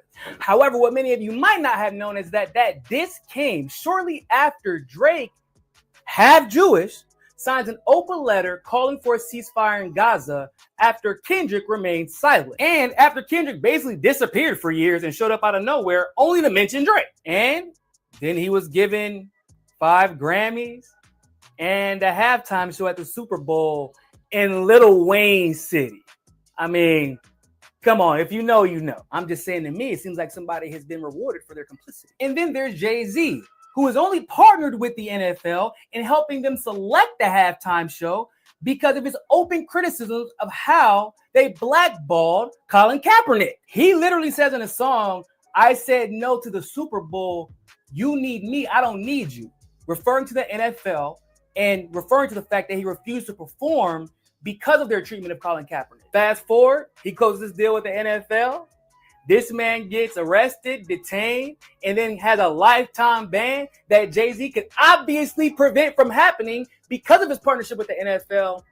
And where's Jay-Z at? What's the point of the symbolism if your actions don't follow? What's the point of protesting if you're only going to protest when you feel like you've been wrong? But when a genocide is happening, you go silent. What's the point of having black faces in high places if they're going to suppress the voices who are speaking for the black faces who can't speak for themselves or don't have the platform to do so? With people like Kendrick Lamar and Jay-Z, this is the type of representation that does more harm than good, because they had a chance to reward that man for being as brave as he was, but instead have been silent, let the NFL punish him, and they aren't even trying to give him a platform or use this opportunity to bring attention to the issues he's calling attention to, being the genocide in Gaza and a Sudan that's beriddled with war because of the actions of the United States and its allies. And it's dangerous because you have people defending the fact that Kendrick was silent, defending the fact that Jay-Z is silent, forgetting the fact that the reason Jay-Z has his position and the reason y'all supposedly like Kendrick is because of them bringing attention to issues that needed attention. So it's time that we stop this celebrity worship. Let's end it. And let's start celebrating these people like Nantambu, who are actually bringing attention to the issues that matter in this world. And I'm not talking about the type of attention that comes when the cameras are off and the lights are low and there's nothing to risk.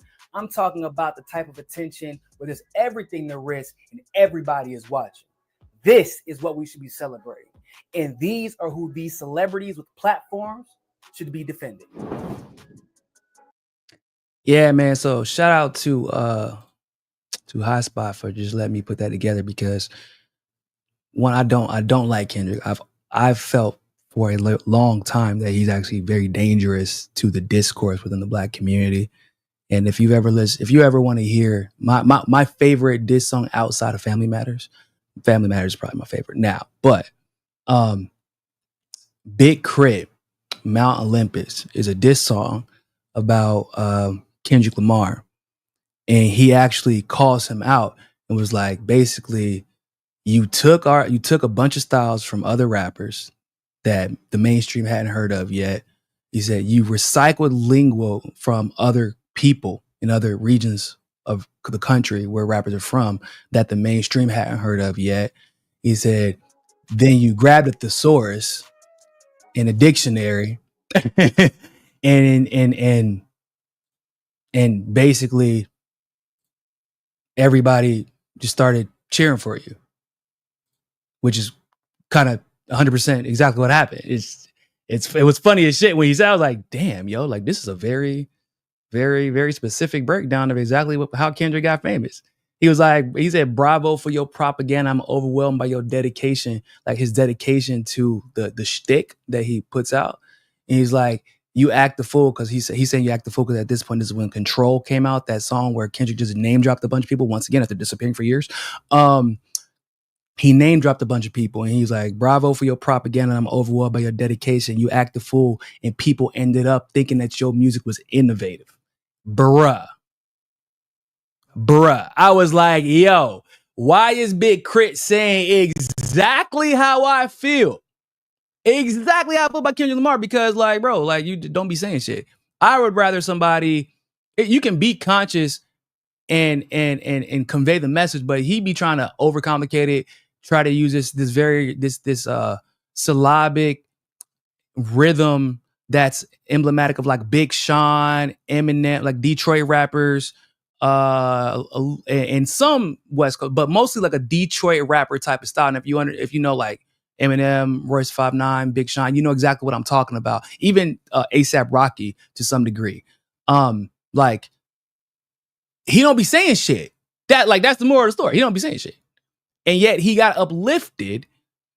And the reason he got uplifted, actually, at the time, whenever he released Good Kid, Mad City, was because Drake did him a favor and basically made him I mean, it's like a long story, but basically Drake is the reason that he became mainstream popular. Drake has that effect. Everybody's aware of this. Regardless of whether or not you're a fan of Drake, that's just a reality. He has that ability. So he ends up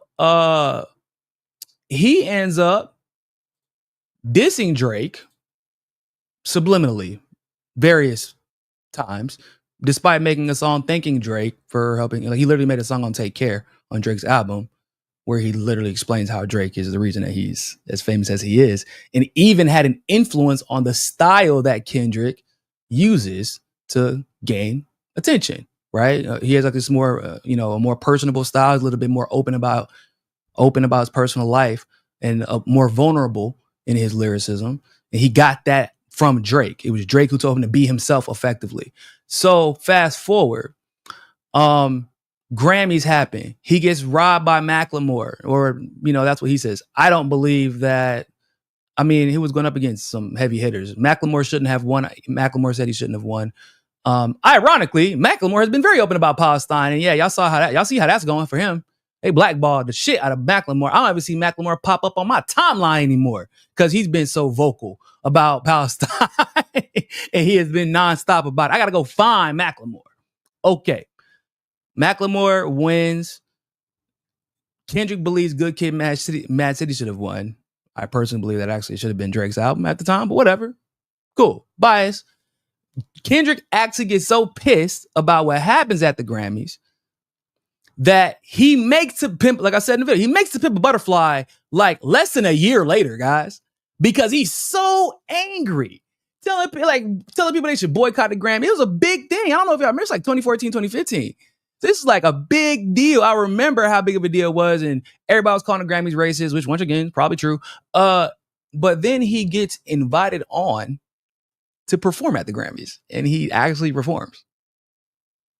What? Like, what? I'm confused. Why are you performing at the Grammys if you just said that they're racist and that they screw over Black artists and they're not for the people and they don't celebrate true artistry and da da da da? Oh, okay. So you weren't upset that the Grammys are racist. You just got upset because you got snubbed. Well, not that you can be upset about that. That's fine. But, maybe just say that, right? I feel like you should just say that instead of pretending like you were upset about the systemic issue of the Grammys in these award shows, because these award shows obviously do have some impact on your career. And I understand complaining about if there's systemic issues within the program, it should be addressed. But then you perform. And then the part, like I said in the video, where he, like one of the most impactful songs on To Pimp a Butterfly, where he's like, fuck the police, especially because of everything that was going on at the time. And if y'all remember, this is like during the Mizzou situation, the Ferguson situation. That was where that line came from, where he was saying fuck the police. He censored that shit out during the performance. Bro, why did you even perform that song? Why did you even perform that song if you're going to censor yourself? That was where you should have screamed at the loudest if that was what you felt. Like, stand on business, bro. Okay, cool. So he doesn't stand on business. Fast forward again. What I found the most interesting was how so Drake signs this open letter. Now, it's not just Drake. A few celebrities did, but it was kind of surprising. To me, and this full disclosure, I am a Drake fan. I've been a Drake fan since like 2010, right?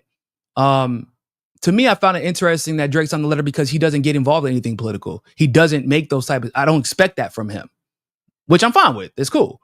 But the fact that he did it, I was like, damn, okay. Proud of my guy. And then a couple of months later, Drake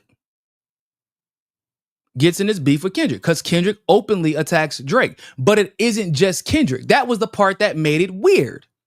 What Kendrick attacked Drake, but Kendrick somehow got everybody that basically got help, like everybody's career, everybody that attacked Drake during that beef with Kendrick, Drake helped their career. Like literally. From A$AP Rocky, I only know who A$AP Rocky is because he went on tour with Drake. Okay? The Weeknd was only discovered because of Drake. Because he had a very unique style of R&B, which I call it depression R&B. That's what it was. Before he made that switch to pop culture, it was a very unique style of R&B and nobody really believed in him except for Drake. So The Weeknd's attacking Drake. Rick Ross attacking Drake, even though like all his number one songs, or at least the songs that topped the charts on hip hop, they came from Drake, right? Even Future, who made an album with Drake, is attacking. Like it was the weirdest shit. It was like, okay, and he's the one artist out of all of those artists who signed on to this pro-Palestine ceasefire letter. And I'm like, what is the one thing that all these motherfuckers have in common? None of them signed this letter. Only Drake signed this letter. And if you want to lend credibility or legitimacy to the attacks against Drake, what's the best way to do it? Have all the people that he helped, have all his friends come out along with Kendrick and attack him so it looks more legitimate. Okay. So did Kendrick sign this letter? No. I'm like, that's just super weird.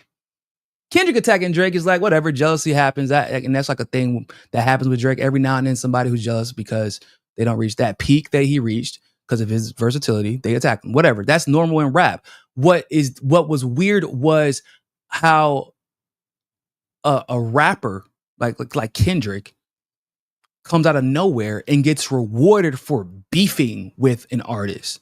And the entire industry was seemingly with him. Like it was organized by labels. Usually labels step in and they stop beef because they're technically under the same label umbrella. Like the overall label umbrella, but the guy's a Zionist. So it's like, did Kendrick come out of nowhere on purpose? Or like, was he already planning on coming out of nowhere and dropping an album? Or was he sent by his label? Hey, nah, you like, come here, bro. So here's what's gonna happen. You're gonna shut the fuck up about Palestine. Keep your mouth closed. You're gonna go attack Drake. You're gonna do this album with was it Metro? I feel like it might have been Metro. Like where Metro and like Future and a few other artists on an album that was just supposed to be a regular ass DJ album, half the songs were attacking Drake. And then Kendrick comes out and fully attacks Drake. And then Rick Ross comes out and attacks Drake. I'm like, what the fuck is going on? It's super weird. And then Kendrick gets 5 Grammys for a beef song about another man. I ain't never seen somebody make so much money off another man. And then he gets rewarded a halftime show by Jay-Z, who's also been silent on Palestine. And I know some people thought that was some kind of inside job, but the protester broke the signs. Hold on, let me pull this article for you guys. Because people were hitting me with that, nah, man, it was an inside job, man. You know, sometimes Kendrick got to move different because he understands how the system works. Shut the fuck. No. So this is the young man who came out and protested, unfolded that sign, calling attention to both Gaza and Sudan, which Sudan does not get enough attention. So extra shout out to him. Super Bowl 25 portier breaks silence after claims that he was hired by Kendrick for an inside job. Those claims that he was hired by Kendrick as part of an inside job, people, that was from people who were criticizing or were defending Kendrick because it was only at that point that people had realized, because like it wasn't just the fact that he brought out that flag. It was like, hold up, did Kendrick just let this man get tackled? Hold up, this man got a lifetime ban? Okay. Is Kendrick gonna say something? They were realizing at that moment, hold up, Kendrick ain't said a damn thing about Palestine. So they were like, oh, he hired this dude to do what he's not allowed to do. It was some type of 3 double 11T dimensional chest. No, that wasn't it. The artist who raised the double Sudanese Palestinian flag during the Super Bowl halftime show, I'm assuming it's a language barrier issue, of Kendrick Lamar says that he does not regret the stunt, which exposed enormous security failure for a large event attended by a U.S. president. How is that a security failure? He was actually vetted. The dude is actually Instagram famous. I don't know if y'all know that. Zul is Instagram famous. So he was vetted. He's a public figure. Zul Nantambu confirmed that he unfolded the banner decorated with words Sudan and Gaza and New Orleans on Sunday evening as a message of solidarity towards the victims of those conflicts.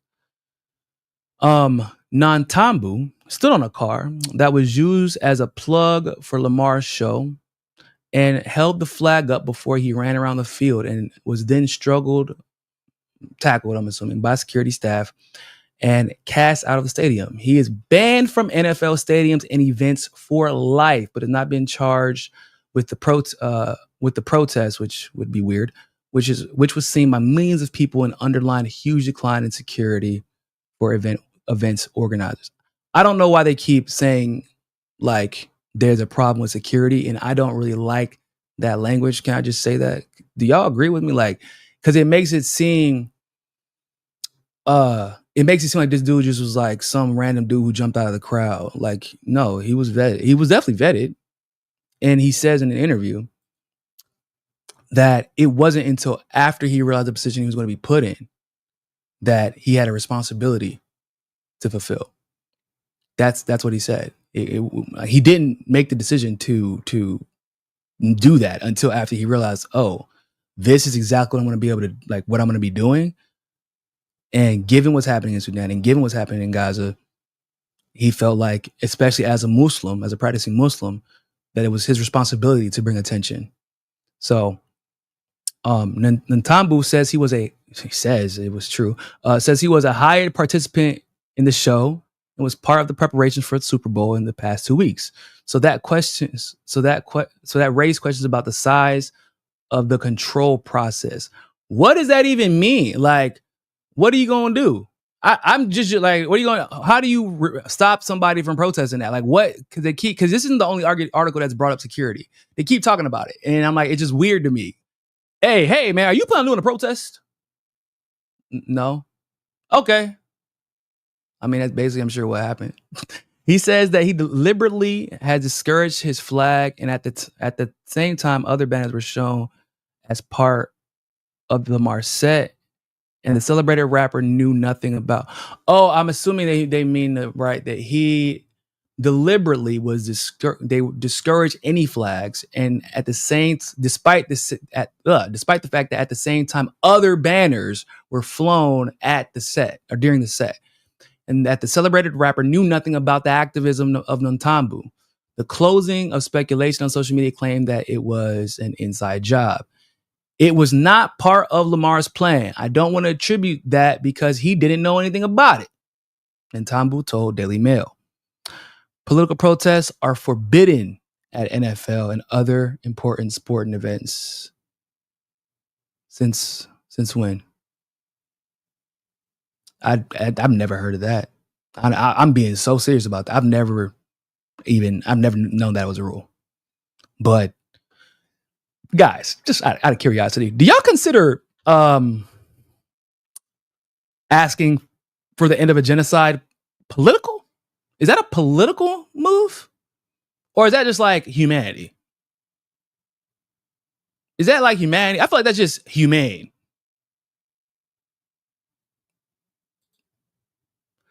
Zul Nantambu 43 told DailyMail.com that he was the Super Bowl demonstrator, and the resident of the resident of New Orleans unfolded the double. It's just the self-proclaimed freedom fighter insists that his protest was not political, but rather a sign of solidarity with suffering Muslims in those hotspots, while repeatedly said that he was inspired to act by his faith in Islam. Praise to be Allah. Praise be to Allah, because the grace and permission of Allah was me. The protest was a way to show solidarity with the people who suffer there. We lead a life of luxury compared to what they're going through, he said. Nevertheless, in other posts on social media, Nantambu has taken a harder boundary against Israel, in which the liberator of the entire region is called, in which the liberation of the entire region is called, which reflects the feelings of many pro-Palestinian activists. Nantambu is a bearded hip-hop artist, filmmaker, fashion designer, and self-proclaimed freedom fighter who talks about politics and being a Muslim in modern America in his YouTube channel, Open Book platform.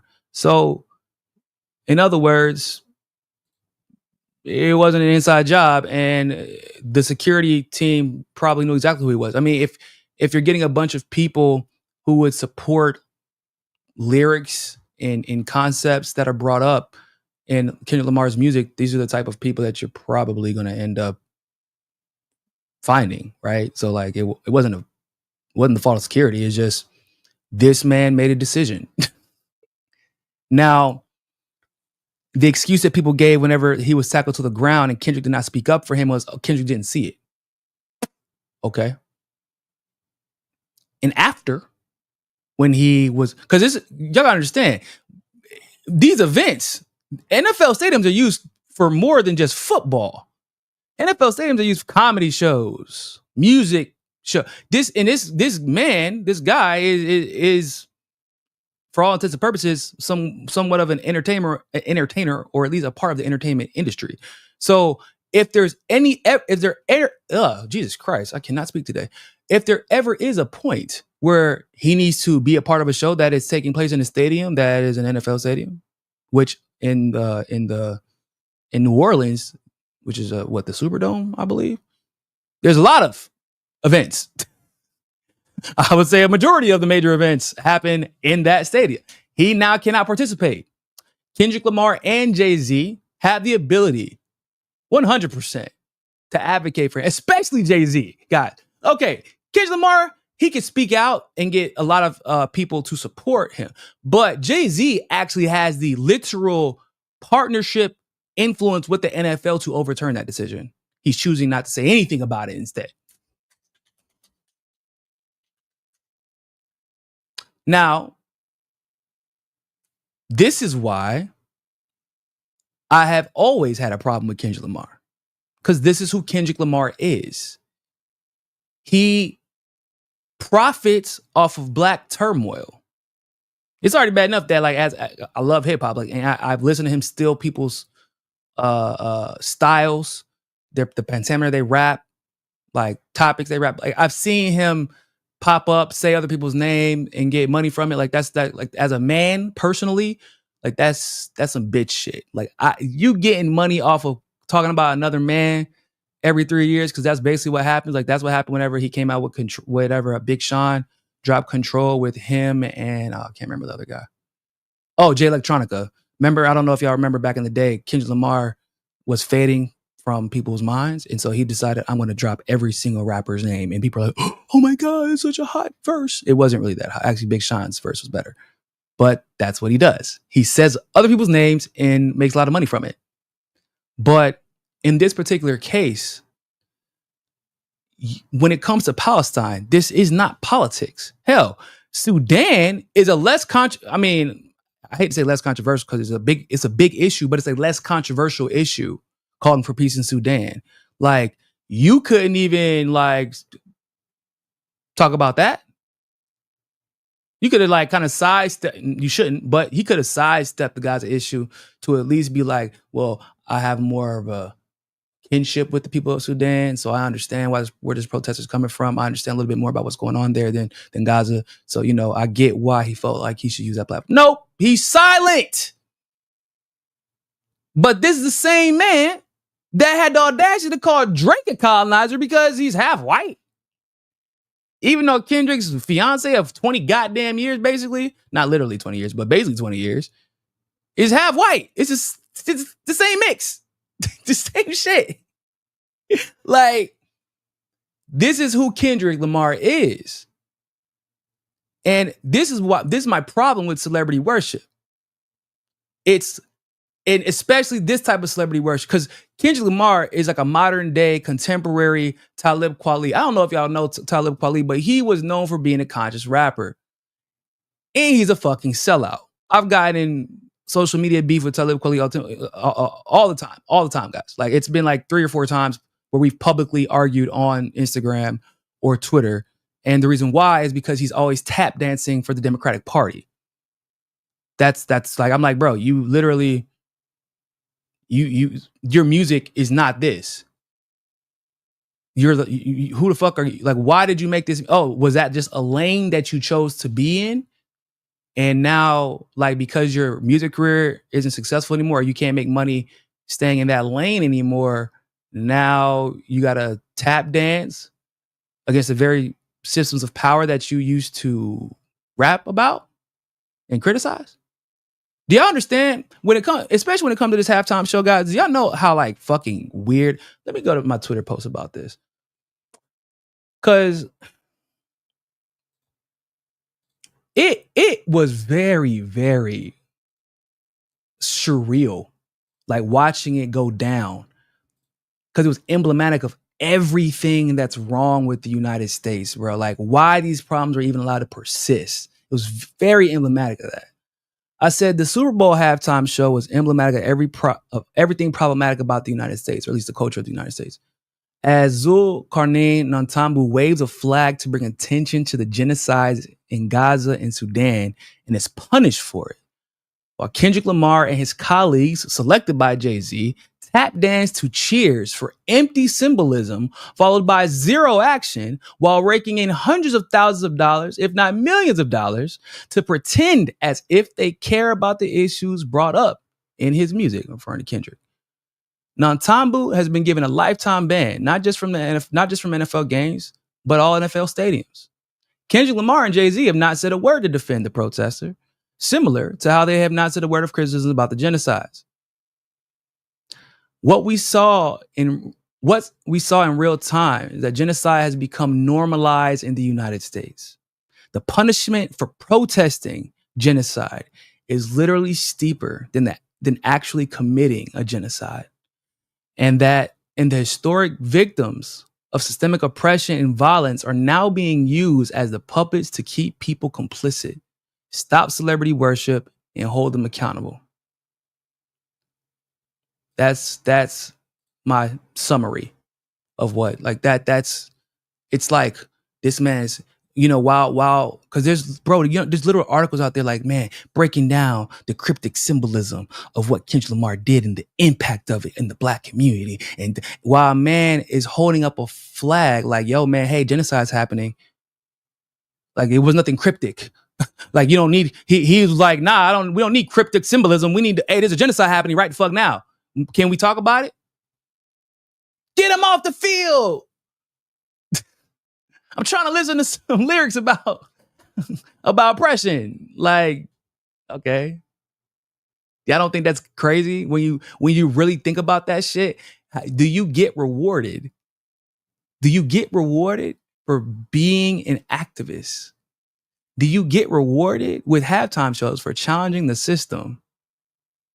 Do you get rewarded for speaking up? If you are a genuine threat to the system, or at least perceivably, do you get rewarded with Grammys? No. It doesn't happen. So yeah, as a Drake fan, I probably noticed some things about Kendrick early on, because I'm a J. Cole fan too, because y'all know I'm from Fayetteville. So like, I'm a J. Cole fan, and I love J. Cole because of what the stuff that he discusses in Fayetteville. Like, we all know what J. Cole has been through. Like, if you're from Fayetteville, because a lot of you lived it. Hell, I'm in the age group where people that I know they were friends with him. So like, I know Bragg Boulevard. I know where he lived at. I know like the stuff that he's been through, because we've lived similar lives. And I've also seen him start a reading club, a book club in the poorest school, where he goes back to Fayetteville and sits down with kids who have trouble reading, and sits down with kids who are trying to better their lives and stay out the street. And he sits down with them and reads books, introduces them to books, introduces them to networks that they otherwise wouldn't be introduced to, so that they can live better. I've seen the activism of J. Cole. I know, living in Miami, people that Drake has helped, actually, that he never takes credit for. And he actually says that he has recently said that in his music, because of what's been going on with the beef. But like, Kendrick is just shows up every 3 years, talks about like what, like, think about, like, how many rappers do y'all know, if you are a hip hop head, if you like rap, how many rappers do you know that just like, yeah, I gotta have Kendrick on my song because that's my dog. We rock together like that, man. Kendrick, that boy helped me out, dog. No. On the other hand, Kendrick Lamar, outside of the video where there's a video of him actually talking about how he never had as much success than he did in the first 6 months of him becoming friends with Drake. There's a video of him talking. But then he does a song on the album Take Care, probably one of the best albums of all time. Just versatility-wise, hip-hop, R&B, mix of everything. Wonderfully, features, all that. In the middle of that album, Kendrick Lamar does a whole song by himself praising Drake. The man basically saying like, yeah, man, it's him. He's the reason I'm successful. And he fast forward, and this is where we at. So like, yeah, probably because I'm a Drake fan, I perceived like how fake Kendrick was for a very long time. But whenever this whole Palestine situation came about, and I heard like that Drake signed his letter, I'm like, damn, I wasn't expecting that. That's dope as hell, considering the impact, like, as you know, Drake being Jewish, right? Drake isn't just, he's not just his black dad from Memphis. He is Jewish, right? And for him to talk about that, and not only Drake, but his Jewish producer, he has a Noah 40, his producer, who's one of the most famous producers in the world, also signed it. And I'm watching this man get attacked like they literally Kendrick calling him a colonizer. But then what's going on here? What are you out here ingratiating yourself with the colonizers? And this is why we can't do celebrity worship. We gotta worship these protests, not worship literally, but we gotta celebrate these protesters. We gotta celebrate these activists. We have to celebrate people who are doing the work. We have to celebrate people who are putting it on the line. And we have to be very, very, very, very careful about people who do a lot of the talking. They do a lot of this. And they make a lot of money from doing it. And then when you're like, well, hey, man, so I know this could be risky, but could you bring attention to this? Whoa, hold on there, my guy. Can't be doing that. I can't bring attention to genocide in the middle of a Super Bowl that Trump is attending. Why not? Genocide is supposed to be a non-controversial issue. I thought that we were just against genocide. That's not a political issue, like my man said. It's like the Democrat. It's just like it's a Democrat. That's basically what Kendrick Lamar is. He's a hip hop version of a Democratic neoliberal. A lot of this, like whenever Nancy Pelosi and all them were, y'all remember that the Kente Club? That's basically what it was. That was the Super Bowl halftime show. That's what it was. I can't express enough how frustrating it is to me as a fan of hip hop, a fan of music in general, as a person who's conscious of what's going on in Palestine and Gaza and Sudan, as a person who observed the beef between Kendrick and Drake closely because of me being a Drake fan, being a fan of hip hop. It was fun to observe because it was like a lyrical back and forth that actually wasn't really all that like Kendrick just was saying a bunch of shit, and he put out somebody made a very, very hot beat, and he just said they not like us. And it's like, for me, I'm like, this is the most ironic shit ever, because he keeps saying they not like us, but like he's talking about himself, and no one is Like people were saying that shit and putting it on their TikTok videos and putting it on their Instagram videos. And no one is realizing like the irony of Kendrick Lamar saying they not like us.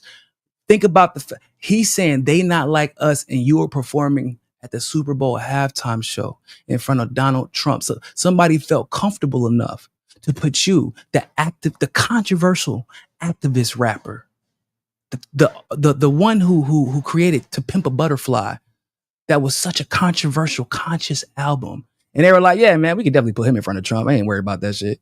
He ain't gonna do nothing. He ain't gonna do nothing controversial. And the reason that he brought out Serena Williams, in case y'all didn't know, this is just funny. So Serena Williams, while engaged to Common, the rapper, actually ditched Common to be with Drake, knowing that she would not be with Drake because Drake was still like kind of in love with Rihanna, but they had like a little thing going on. So like, but she was still willing to end the engagement with Common. So like, being that she's from the West Coast, also like that's part of the reason that like it was like like Serena and Drake don't get along because Drake didn't really want to be with her. Also, like, if you want to leave your damn fiance for me, and why would I want to be with you? That's a whole different conversation, right? So like, even that. So it's like, y'all screaming, they not like us. They not like, no, you were exactly like them, Kendrick. And I'm hoping that now people are realizing that, like, because, and shout out to my man for coming out and being willing to speak to the media about what happened, because I'm sure that he's, knowing how these Zionists get, the fact that he's black and Muslim and disrupted the show in front of hundreds of thousands, if not tens of millions of white people. Like, for him to be willing to come out and speak and tell the truth, like, nah, this ain't no inside job. Kendrick ain't no shit about it. Kendrick did not defend me. Kendrick did not come out. Jay-Z did not come out and put me to this. Nobody paid me to do this. I did this of my own volition. Like, shout out to him for being brave enough to do that, because like, that's whenever I think of they not like us, I think of he standing by himself with that Sudan and Palestine flag. They not like him. That's what I think of whenever somebody's saying they not like us. That's what they're trying to convey, not realizing that the man who is saying that, he is everything that is wrong with the music industry, pop culture industry, American culture in general, and, to be quite frank, the world. That you can pretend to be on the side of justice, pretend to be a fighter, right? To pretend to be a person who stands on business, pretends to be an activist, pretends to be conscious, pretends to be the type of person that would make a sacrifice to do for the greater good. You can pretend to be all that, get wealthy as shit doing so, and then turn around and do this. And then nobody will say anything about it, because there are a lot of people who see themselves in Kendrick, right? There are people who are like, now all of a sudden, he's not our savior. Motherfucker, what are we talking about? Nobody asked him to be a savior. Is it that difficult to say, hey man, can you just say genocide's bad? Can you just say that? Wandy USA, thank you very much for the super chat. See, this is why lineage matters. Our perspectives are going to be so different because of our USA experiences. My line goes back to the 17th century. Bacon's rebellion means something to me. Sudan, damn. Lineage does matter. Lineage definitely does matter. But like, and I could even make an argument that my unique lineage of being Bayesian and being mixed and having, I have a unique family, even though I'm black, but it gives me a unique perspective being part of the diaspora, right? But I would say lineage matters, but then there's like this unique connection with black people all around the world, because I know that it doesn't really matter where we're at in the world. We're getting fucked over to some degree in one way or another, right? So like, yeah, lineage matters. And some people have used that. Oh, it's because he only cares about foundational black Americans. I don't give a fuck about y'all. Kendrick don't even give a fuck about his own family. Like Drake said, boy, that man's been engaged to the same woman for God knows how long. Left his kids and his woman in California and moved to New York. And damn sure wanted to do music because he just didn't do anything for 2.5, something like that. He didn't do it for like 2.5 years. So it's like, no, he don't give a shit about Foundation of Black Americans. And Drake asked him, like, what do you do in your community?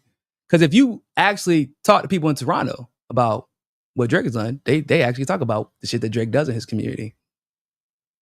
Like I said, Jake, the reason that part of the reason that whole beef started was because J. Cole said that Drake, and Kendrick are top 3, which is a lot of people would argue at the time was legitimate. I didn't feel like Kendrick belonged in that conversation. However, J. Cole being a friend of Kendrick and Drake and also coming up they all reached their peaks at the same time. And so a lot of people considered it was always who's the best between Kendrick, Drake, and J. Cole. Cool. But like I said, I know personally what J. Cole's done in Fayetteville. I know people who Drake has helped. And when we know about, like, for example, what Nipsey Hussle did before he passed away, unfortunately, and tragically. Hell, people know like shit that a gangbanger has done in his community and why he can just go back home and not have to worry about shit. And he's still bombed. He's still out there blooding hard. No problems. And people are like, okay, so what's Kendrick done? What do you do? I know you started a label and SZA basically just carries it while you take breaks every 3 years. But it's about it. I'm not asking anybody to be a savior. I'm not asking none of that. I don't expect, but I just want us to recognize the real from the fake, guys. That's basically the point of this. That's my whole point for this whole thing is I want people to recognize real from fake. Kanye, for all his craziness, Kanye crazy as shit. We know. And I don't. And by the way, and he has a mental health issue. Kanye has a mental disorder, and I don't believe that it's right to make light of it. We know that he be going off the wall sometimes, but like every now and then, because of his behavioral disorder and his lack of filter, sometimes he'll just come out and say shit that you're like, what? I kind of didn't expect that, but it's the truth. Kanye I don't know if y'all know this, but Kanye has had beef with Drake for a very long time. Him and Drake have openly beefed. And which is kind of weird because Drake also helped write a lot of Kanye's music. So that was part of the reason why it was weird that they were beefing. And he says on Twitter that out of Kendrick and all those other guys who are hating on Drake, he's like, Drake's the only one out of them that are real. All these other motherfuckers are fake as shit. They all use each other. They all talk shit about each other. They're not friends. They pretend to be. They just step on each other to get to the top. So like somebody that doesn't even like, and he came out on another podcast and said that he's like, yeah, no, Drake is better and he's real. And he don't like Drake. They've beefed with each other. And you don't really hear people say that you don't hear anybody give you any insight to Kendrick Lamar, the person, which is a red flag because that means nobody knows him. You get what I'm saying? Like when there are people in the world who, for like Ian Carroll, for example, like y'all saw in the video I did about Ian Carroll, whenever you ain't got no footprint, no digital footprint or social footprint, or as some people from the hood may recognize, as you don't got a face card, right? People bring your name up and you're like, yeah, I mean, I know of him. I know of that person. I don't really know anything about them though. Like when you're that famous and no one knows anything about you, period. Come on. That's like you're deliberately compartmentalizing parts of your life so that people don't connect dots. No pun intended. Yes, I'm aware that his nickname is K-Dot, but that was just an accidental pun. But people don't, that's actually signs of a fucking sociopath, in case you didn't know. That is signs of a sociopath. A person who compartmentalizes and gaslights and does so in such a way that they turn themselves into the victim and makes themselves also look like the hero. Like everybody knows somebody like that in their lives. But we see this a lot with politicians. In this particular case, with like Kendrick Lamar or Jay-Z, who Jay-Z's been very disappointed because Jay-Z's been somebody who's been screwed over a lot in his career coming up. And then he proceeds to do the same shit that white businessmen did to him. He does it to other artists. Like, Jay-Z's a fucking generational hater. And it's very, very, very disappointing because I'm a person from New York who loves I love Jay-Z's music. I can't listen to it anymore. I'm like, you make the type of music, like, I like music where it's like the person is not everything that they sing about or rap about, but like, it's like music is personal to you because it is a reflection of the life you've lived, your morals and ethos and the way you navigate the world and the way you think about the world. And like, whoever the fuck Jay-Z is in his music, that don't seem to be who he is as a businessman or how he operates as a person. It, once again, it's just like another person that you're only upset and only willing to protest if you feel like you have been wrong. But if you get a chance to screw over somebody else and you get to come out on top, then you're fine with that. I don't fuck with people like that. Not in politics, not in music, no, not in any situation. And I feel like that's one of the things that keeps setting us up for failure in politics, in hip hop culture, in pop culture, in culture in general, in this YouTube independent media world. Like, people don't recognize fake from real. I don't understand how anyone can defend Kendrick after witnessing that shit. I don't understand how anyone, y'all went from, oh, Pimp a Butterfly was one of the most revolutionary albums ever. Man, he's so great for the culture to what? Okay, well, why he's so silent about this shit? Man, he's not our savior. It's like excuse after excuse, like with Kamala Harris, right? Why didn't she just oppose genocide? Oh my God, y'all want her to stop she can't do everything by herself. No, like, actually, if she was the president, she actually literally could just stop the fucking funding. She could just stop it. She could actually. That's one of the situations where she could actually. Oh, y'all always want to, like, why is this? Why is that? No, we just ask you to do what's in your power, bro. Nobody asks you to do more than that. If you do more than that, great. But people react because they react the way they do in situations like that where fake people get exposed and then they have a tendency to defend those fake people. It's because they see themselves in that person. A lot of people see themselves in Kendrick, like, where they want to be able, they want to talk online about how revolutionary they are. Okay, where you been at? Because Niko went to Egypt to help out Palestinian refugees.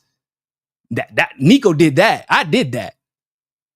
My brothers at Revolutionary Black, brothers and sisters at Revolutionary Blackout Network, they do mutual aid. They do fundraisers. They do events.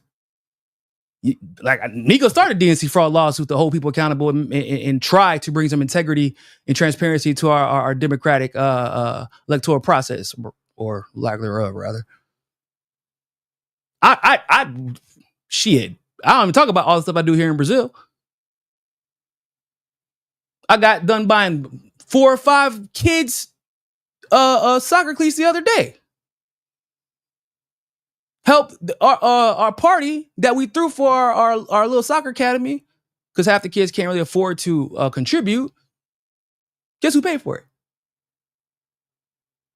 Like, there are people who walk the walk and aren't always talking about it. That's why I have no problem calling out when somebody's bullshitting. Because I don't see myself in them. I can't You bullshitter, I can't be near you. My fucking signs go. I got like a red flag that goes out like, nope. Okay, sorry. Stay over there, bro. I don't need your bullshit and your fakeness and your duplicity to rub off on me. But then there are people who like to talk, Crystal Balls of the world, Kyle Kalinski's of the world, Sam Cedars of the world, the Kendrick Lamars of the world, the Jay-Z's of the world, the Beyoncé's of the world, Taylor Swift's, all of them, those type of people. They make a lot of money off of playing victim, acting like they give a shit, and then flying their private jet to wherever to help nobody. And what do? They'll send I'm gonna send $2 million for this NGO. Why don't you just give $2 million? Why don't you just spend that money to help the people? Why don't you give that money like directly to the people? Why didn't you donate to a mutual aid fund? because NGO, I can't get I can't get a tax discount. I can't do tax exemptions if I just gave the money to somebody. I need proof on them forms because that's what it's really about, right? The Truth Lady, thank you for shining a light on truth without prejudice. Oh, thank you for recognizing it and for the super chat. I really appreciate it. I really do. I try to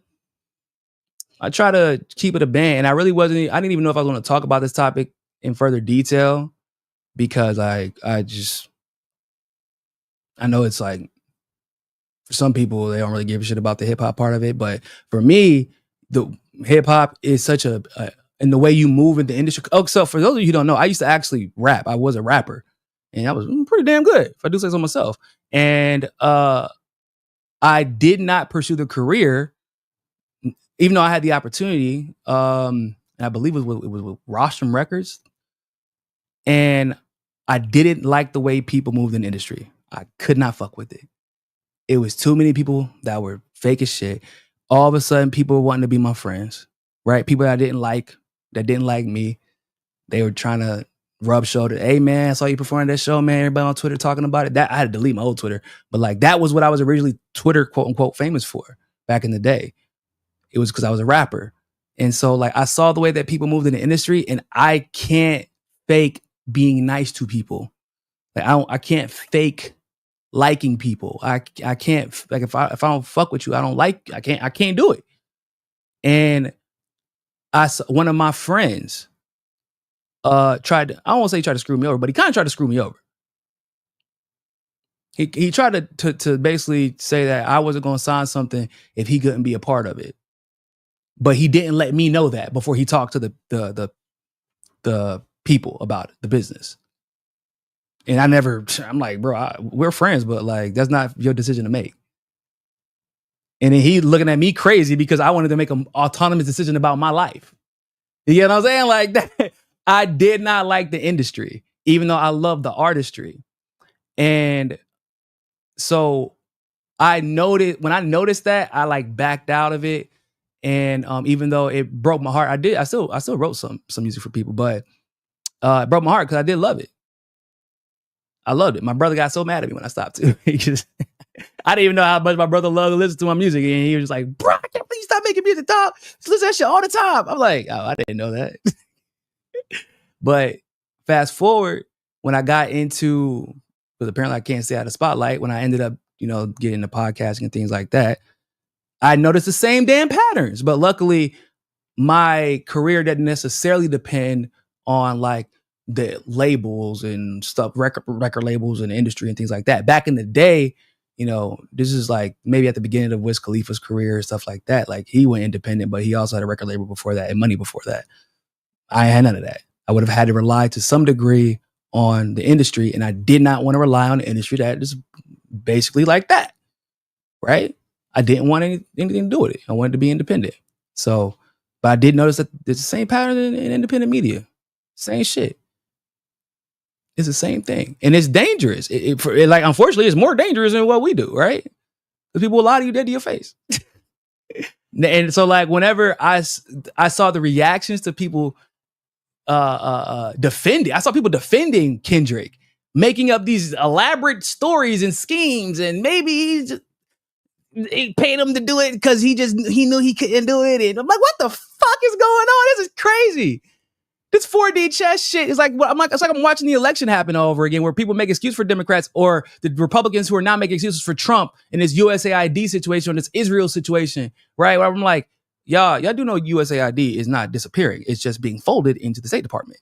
Like, if it's going to serve the same purpose, which is U.S. imperialism, I don't give a shit if Elon fires 4,000 people and saves $2 billion.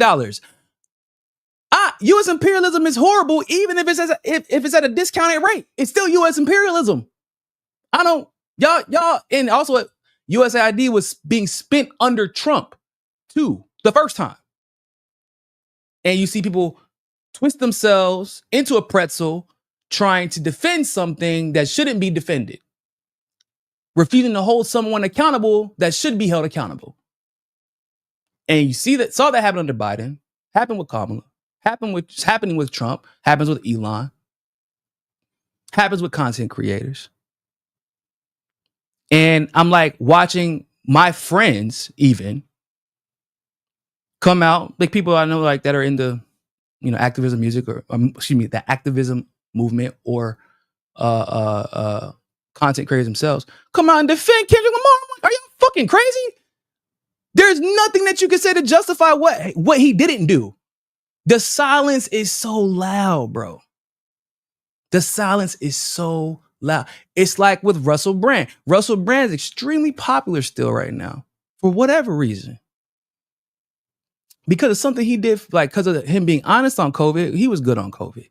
He was even good when it came to holding both parties accountable at one point. And then this month, he came out and did a video because, I don't know what it is about this genocide that has all of a sudden had a bunch of people be turning into Christians. All of a sudden, right? Like, have y'all noticed that converting to Christianity? No, you're becoming a Christian Zionist, and it's probably because they're not letting you be a Jew. They're not letting you convert to Israeli, so you got to be a Christian Zionist, which is, once again, politically speaking, the biggest cuck shit. Like, that's the most cuck shit you can possibly do is be a Christian Zionist, because like rabbis literally justify Jewish people spitting on Christians, right? So like, but Russell Brand came out, man. You know what? Let me see if I can find that video. I really hope I can, because I wasn't even going to talk about that, but it reminded me, like, I'm like, I didn't hesitate to talk about it, but I almost didn't repost it. I'm like, I don't want to deal with motherfuckers complaining about that shit. And I realized, like, why not? Because Russell Brand, fuck him. Like, if he's doing cuck shit, then he need to get called out too. And I realized that not just me, but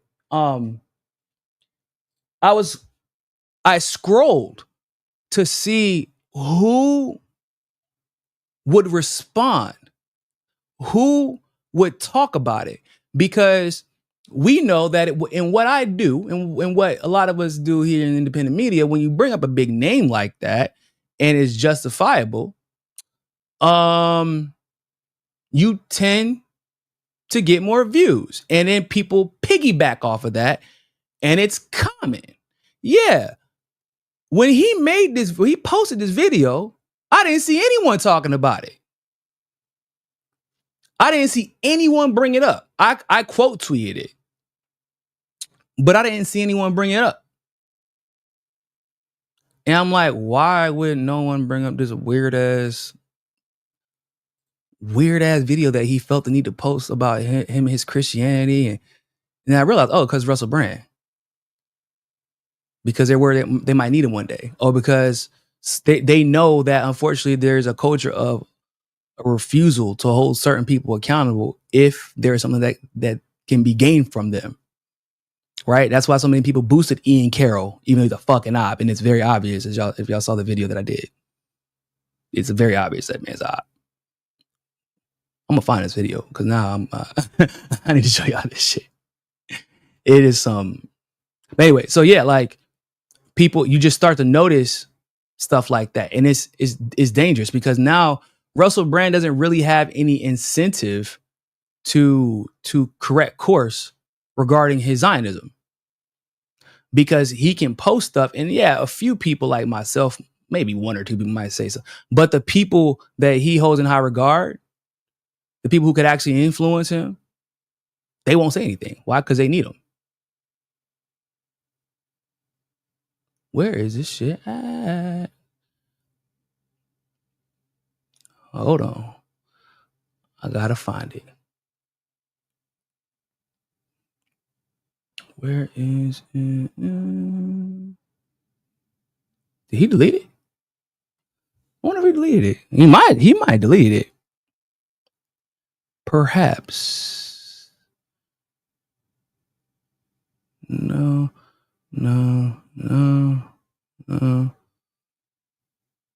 I'm gonna find this video, y'all. I'm sorry. Oh, here it goes. Yep. Here it goes.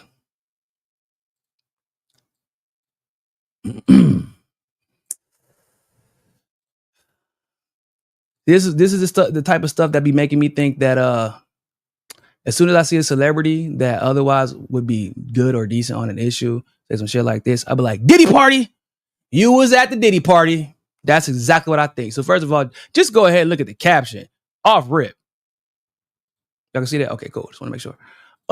The caption alone, people, or the tweet alone rather, regarding the Israel-Gaza situation, as a Christian, when you read the Old Testament, which first of all, let me just, as a person who went to a Korean church where you reading the shit out of the Bible a lot of the times, because Koreans are really big into Christianity and studying, you know that the Old Testament is like, it's just a reference point and it's actually kind of like nullified the moment that Jesus is born. That's why you got the New Testament. You shouldn't be using it as a rule for anything. So that's like, so as a Christian, just want to let people know that.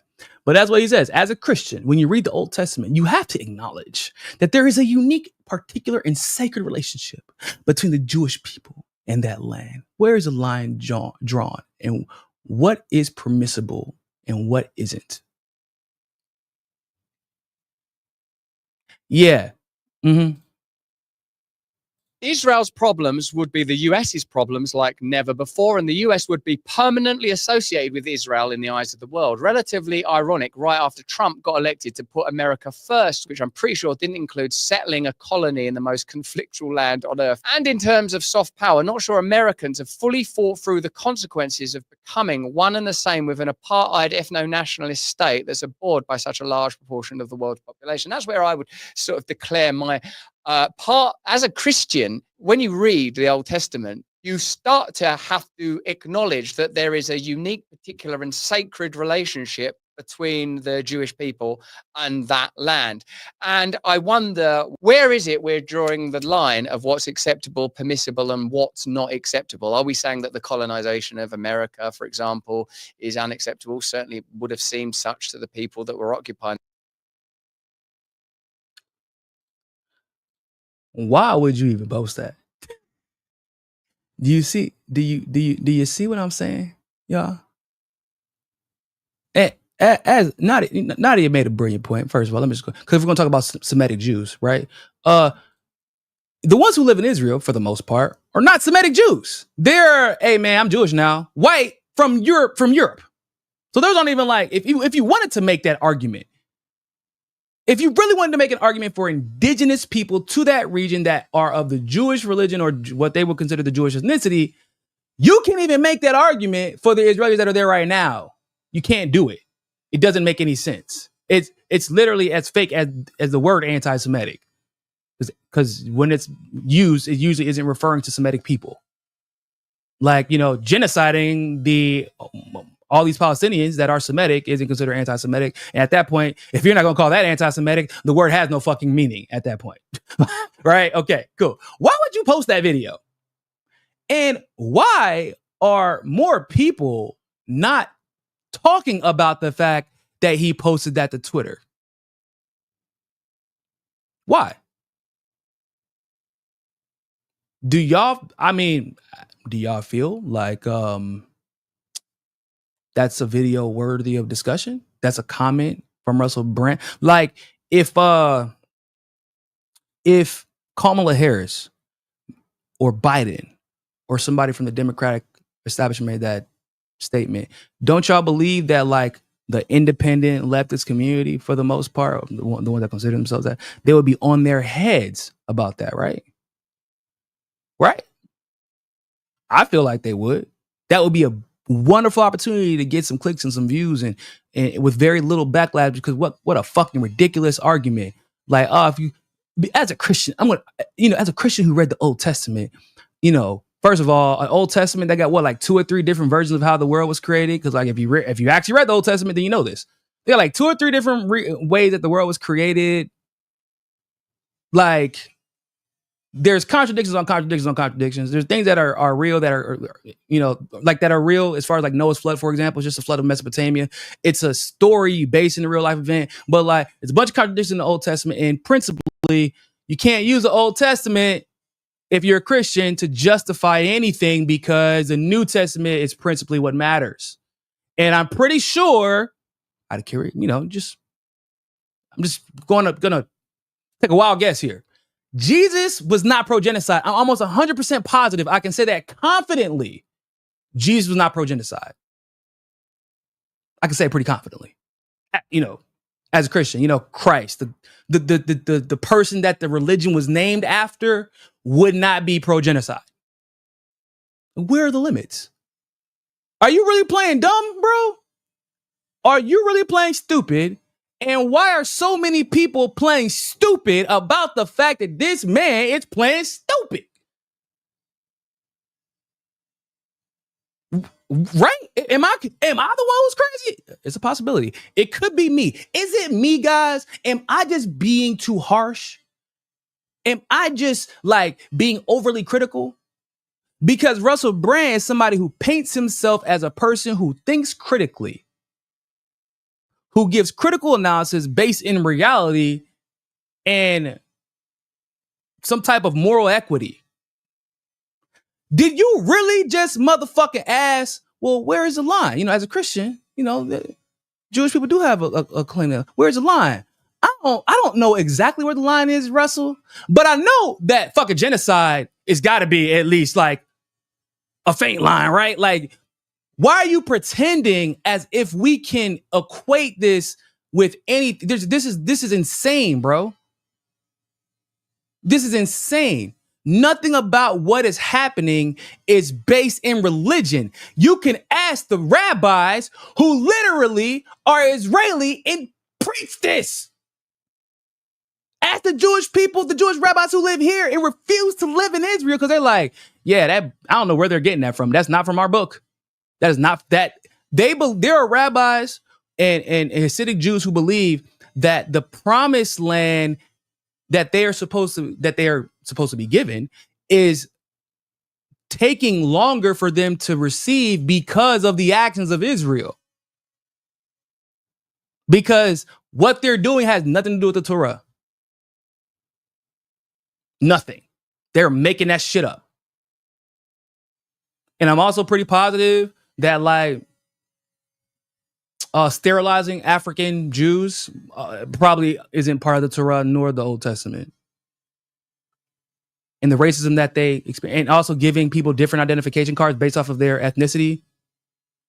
For the Palestinians who converted to Judaism at one point, I don't know if that's still the case, but I know at one point, not that long ago, they had different ID cards.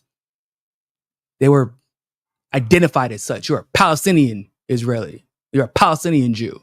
It's not the same thing. I'm pretty sure that wasn't part of the Old Testament. Are you oh, well, some people might have issues about how we do have issues with how the United States was colonized. Okay. And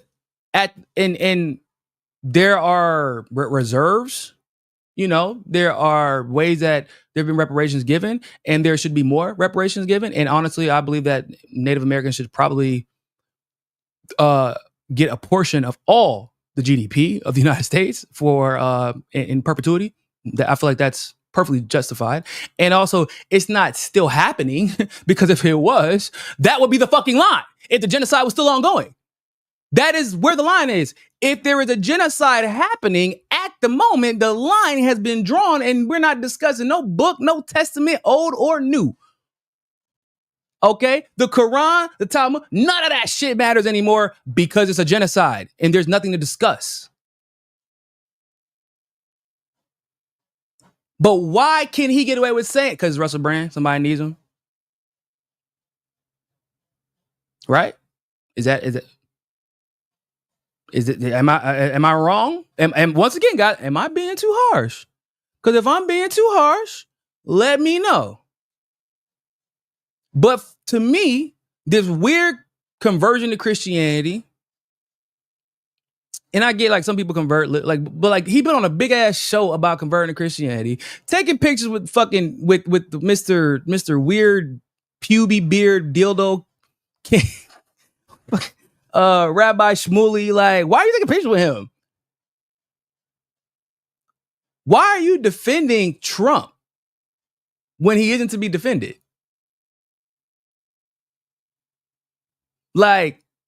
Why are you not calling out the genocide more? Why are you staying away from the genocide? Because he talked about the genocide. He brought. I want to say it was a genocide in Sudan. He brought something about that, but you can't bring up what's happening in Gaza. Why? Because ain't no party like a P. Diddy party, because a P. Diddy party might get you 20 years in federal penitentiary. That's probably why. I don't know for a fact, but that's the only thing I can think of. But as disappointed as I am in Russell Brand playing stupid, feigning ignorance, right? And doing so in such a ridiculously transparent fashion. Like, bro, like, we know you're smarter than that. You can't, it's like I tell my dog, like literally my dog, like, bro, you can't pretend to be stupid when you've already shown me how smart you are. Like, I tell my dog that all the time. Like, hey, I'm like, hey, go to your bed. And my dog would like get on my bed. I said, no, your bed. You know better. He'll like slide off like, yeah, shit, my bad. Okay, I thought you weren't paying attention. Yeah. You can't show me how smart you are and then pretend to be stupid. And as disappointed as I am in Russell Brand, I am more disappointed in the fact that I'm thinking like, I thought I was going to wake up on YouTube the next day and see a bunch of videos about Russell Brand making that statement. I thought I was going to go on Twitter the next day and see a bunch of comments about Russell Brand making that statement. How can you dare how can you ask, where do you draw the line? Like, why do we need to ask, where do you draw the line? It's genocide. I feel like that is, if there's ever any lack of clarity in where a line might be, there's a lot. I understand things can get a little bit muddled and muddied. I get that. But like, if the question is where do you draw the line, and like it involves somebody getting genocided, I think that like the line is not going to get any clearer than that. Candace Owens can get this issue right. Candace Owens, a Christian who says that it is her Christian values that has brought her to the position that she is at on Gaza, and why she's unwilling to compromise in that position on Gaza. How are y'all part of the same religion? And she's like, my Christian values is like, nah, killing kids is fucking bad. Point blank, period. Stop. Candace Owens criticized Trump. But Russell Brand, who was supposed to be the nonpartisan populist who just looks at the facts and observes them as they are, you can't figure out where the line is, and you're basing that in your Christianity? The Old Testament. How do you and Candace, who is firmly, or at least was, I don't know if she still is because of this situation, how can you, a Christian, not see where the line should be drawn? But Candace, a Christian who is firmly in the camp for Trump, and has actually, like, for all the complaints that I have about Candace stood on business on this issue and actually made the sacrifice. She actually put her fucking career on the line for this shit, which it blows my mind to this day. Because it's like, this is not like Candace. I'm just not going to lie to you guys. I did not peg her for that. But like, she really believes in her religion, and is so driven by the moral principles that she claims to follow in this particular case, that like, there's nothing that will allow her to compromise when it comes to watching kids be genocide. Like, she's like, I don't know what the fucking line is for anything, but that's a goddamn line. That is a line. And y'all the same, like, I know that there's different versions of the Bible, but goddamn, it can't be that different. Where did the line stop? I don't know. I guess the line stops at Diddy's bedroom door. I would stop making Diddy party jokes. Because, nah, fuck that. I'm not going to stop. Pretty sure it's Diddy party. Bro, I'm telling you, that is ignorance. But it's by choice. Well, I guess you can't be ignorant by choice, because ignorance is a lack of knowledge. He has the knowledge. He's choosing to ignore it. So that's, you just, just a blatant disregard for genocide. That's duplicity. Because I've seen Russell Brand get a million issues right that Candace will get wrong. And then somehow Candace even understands, like, genocide is genocide. There is no waffling. There is no going back and forth. There is no, we got to figure out what's right and no, it's genocide. I'm pretty sure I can ask Candace. You know, Candace also made a statement. I'm gonna do a hotspot video about this today. Matter of fact, Candace also made a statement where she was like, all these countries in Europe are trying to figure out why are all these people migrating to my country, and she's like, well, maybe if I stop fucking destroying their countries, they would stop coming. You think they want to leave? They don't want to leave. Y'all are forcing them to because y'all are bombing them. This game, I couldn't believe it. Remember, because I had this conversation about Candace before on my show, right? And she's like, y'all like, she's like, why are the demographic changing in Europe and da da da da? It's y'all's fault.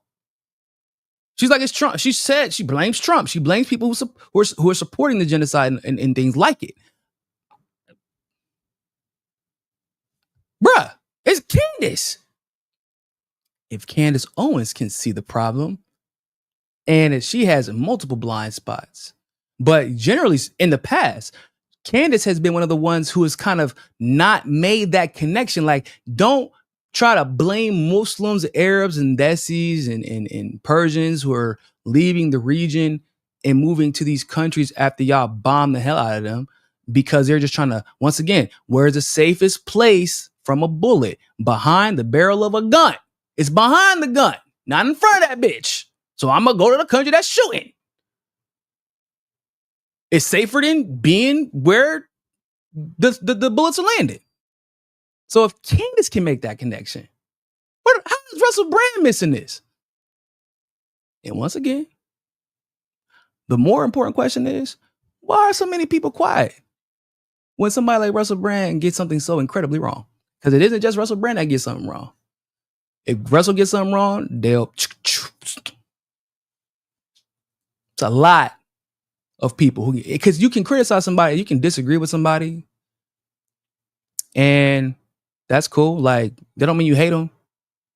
It's just holding people accountable. And like in situations with Russell Brand, I use Russell Brand specifically because, wow, I mean, how incredibly wrong he was. But also, like, he's one of those people who, if they could make money off of positively speaking about him, or if it was like anybody else of that caliber who was very popular and they wouldn't get the backlash for calling him out, they would do it. They would talk about it. They would call him out. But it's Russell Brand. I might need him one day. Maybe he'll invite me on his show. Maybe he'll hook me up with a connection. Maybe this. So they do this. They put the blinders on. They act like they don't give a shit. Or they'll pretend like maybe he just doesn't know better. John Freeze, thank you very much for the super chat. How do musicians in Brazil connected to Afro-Brazilian religion relate to the popular music scene in Brazil? Man, actually the Afro-Brazilian, like, so all the music here is kind of interconnected. It is pop. I don't even know what you would call pop music in Brazil, because I hear all of it all the time. Like, I'm not even joking. There's like memes about how, like, just like, you know, Brazilian beats and Brazilian music when you hear it, because there is just, you hear all of it on the radio. Hip hop is like, they mix the hip hop and the samba and the funk. All of it is like just mixed together. Like, the lyrics might vary, but like, they embrace all, like, everything. They embrace all of it. And so it's I can't even call it pop culture music, because all of it's pop. All of it's popular. If you go to a club, bro, when I tell you, like, one of the things that threw me off, because it kind of reminded me of clubs back in the day in the US, like when you're singing oldies, but like, it's because they're like maybe it's like you remember from your mom's, or you used to sing it like when you used to clean up on Sundays, some shit like that. It reminded me of that, but it's like, no, they play these songs all the time, and everyone is singing like the old songs like they're new. The young people, the older people, and they all know the lyrics. And it could be new songs, old songs, like funk, samba, all that stuff. It's crazy. I'm like, yo, these people, they love music, and they love their music. And it's like they don't pick, like, it's not like somebody has more, like, they're like, oh, I relate more to this Afro hip hop or Afro funk, like, or relate more to Seu Jorge. than this random like Naldo Benny, who was like kind of a meme, but he's really popular here too. Like they love all of it. So it's interesting it's interesting to see, because like when you watch it, when you see it on stage, like because there's a lot of shows in Rio, like everyone is accepted the same way. The dancers, the backup dancers, and everybody, it's like everybody looks different. The promotion, who gets promoted, everybody looks different. It's just so weird, because when you're American or even in other Latin American countries, you know who gets promoted. It's the Taylor Swifts of the world, right? Not saying like Beyonce don't get promoted or Rihanna, but like you gotta be a Beyonce or Rihanna to get that kind of love. That you get what I'm saying? Like you're not about to wake up one day and be Billie Eilish if you're just some random little black girl, right? There's they don't tell you got to make music like this to get attention from these type of people, to sell records to these type of people. It's here is you make good music. That's what's up. We're gonna give that shit some spin. That's basically what happens. Music is so ingrained in the culture. Like there's a lot of people here who got famous on TikTok, specifically just because they sing. They didn't want to be part of a label. They just sing, and people liked it, so they're famous. Like the labels go to TikTok to find Brazilian music artists, and a lot of them don't even end up with the labels. They just stay independent because they do so well independently, because Brazilians appreciate music so much from all different backgrounds, like that they can avoid that control that comes with being part of a label. So like I love it, man. There's the memes, bro. If y'all see some of these damn Brazilian music memes, the hip hop industry in the US and producers there are always like, bro, y'all don't even know how many producers sample Brazilian music, Afro Brazilian music, samba, funk, all of it. All of it, because they're like, yo, it's so good. It's like, I mean, it's Brazil, right? It's a vibe. It's Brazil. I don't know what else to say. It's a vibe, bro. You can't listen to Brazilian music and just not be like, man. It really, and depending on what kind of mood you're in, they got something for everybody. They got something for everybody. Like when I'm when I'm like doing work, I turn on some slow samba music. Oh no, that's not samba. Excuse me, bossa nova. Like, and it puts me in a great mood. But if I want to hear some funk, they got that too. If I want to hear some hip hop, they got barbecue music, like where you just turn up. Like they got everything, and everybody loves it. It's amazing. I love Brazil. I'm never coming back. Sorry guys, I'm never coming back. I'm gonna visit you, but I'm never coming back. It's not happening. Like my kids, even if they go to school, like they go to college up there, I'm like, I'll visit y'all, or I might stay for the 2 or 3 years y'all here in college if you're playing sports. But I'm taking my ass right back to Brazil afterwards. Love you, ciao. I love it, bro. It's a vibe. I'm about to get up out of here. Anybody have any? Oh, I hope I didn't miss anything. I don't think I missed anything.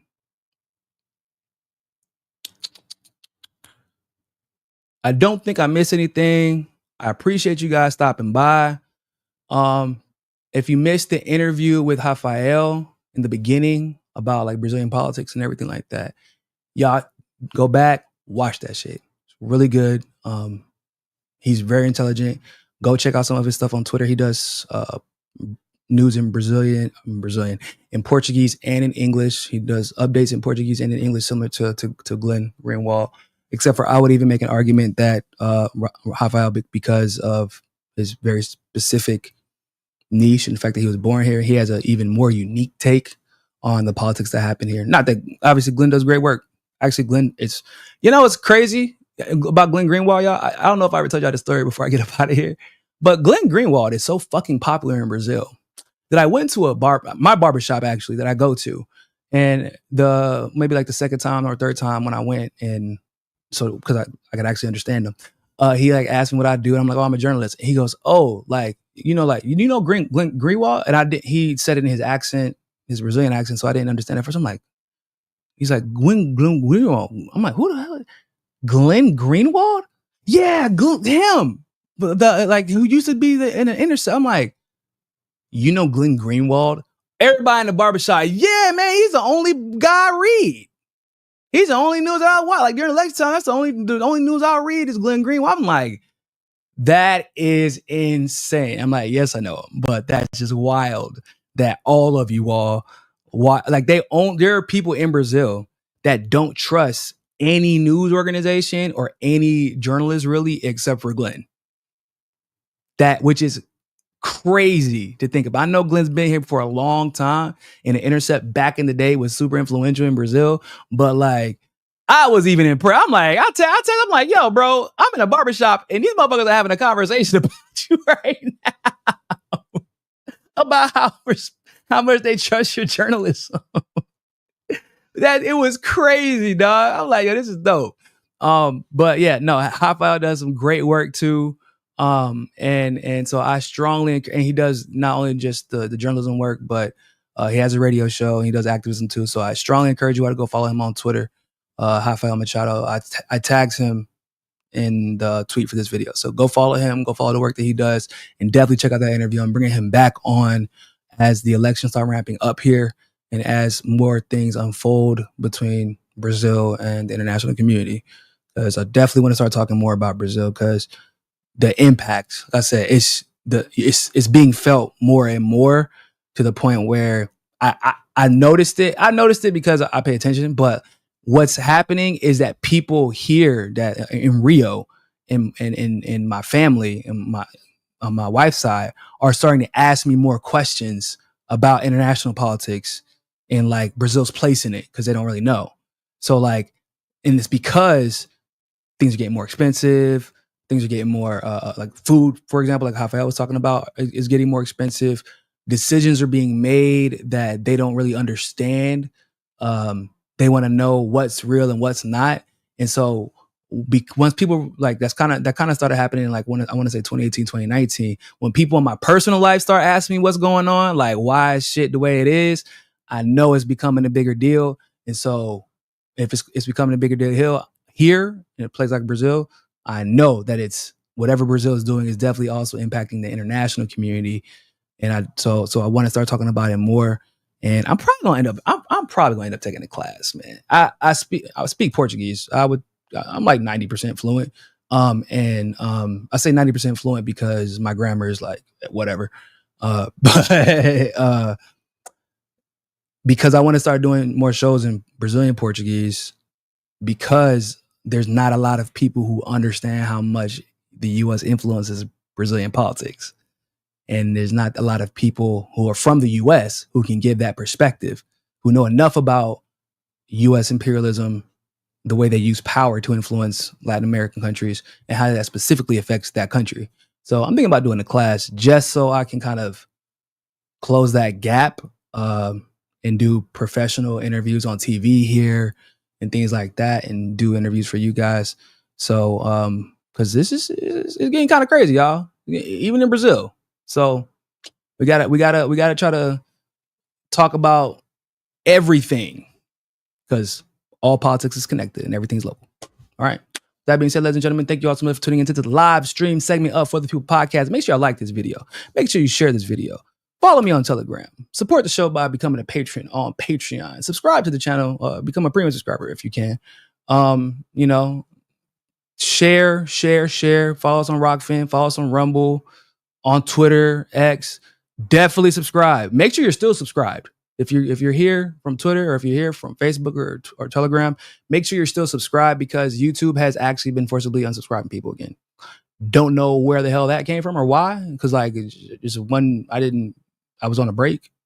I was like on leave basically because my kids were on vacation and came back and I just was losing subscribers and I found out that that's happened to like a lot of people recently. So YouTube's doing their thing again. So we need y'all to help get our subscriptions back up. We're trying to get to 50,000. All right. And follow Hotspot at Hotspot on X. We just got David, our African analyst, specialist, expert. Dude is amazing. He is legit. And I lobbied for him for months. I lobbied to get him on Hotspot for months, y'all, because this dude is just so damn good at what he does. And no one talks about Africa enough. No one. I try, there's just so much to keep up with that it's hard to talk about it because I'm not going to talk about something I don't know about or at least know enough about. And this man takes it so much deeper than surface level analysis of African politics. So if for no other reason, you should follow politics, or excuse me, you should follow Hotspot.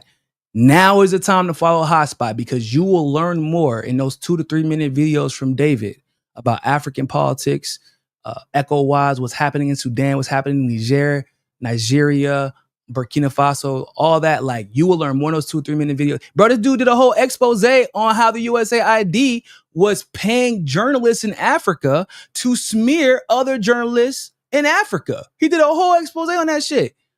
The dude is like legit, and I wouldn't even have known where to start on to do something like that for African politics. So, like, dude is legit. David is the guy.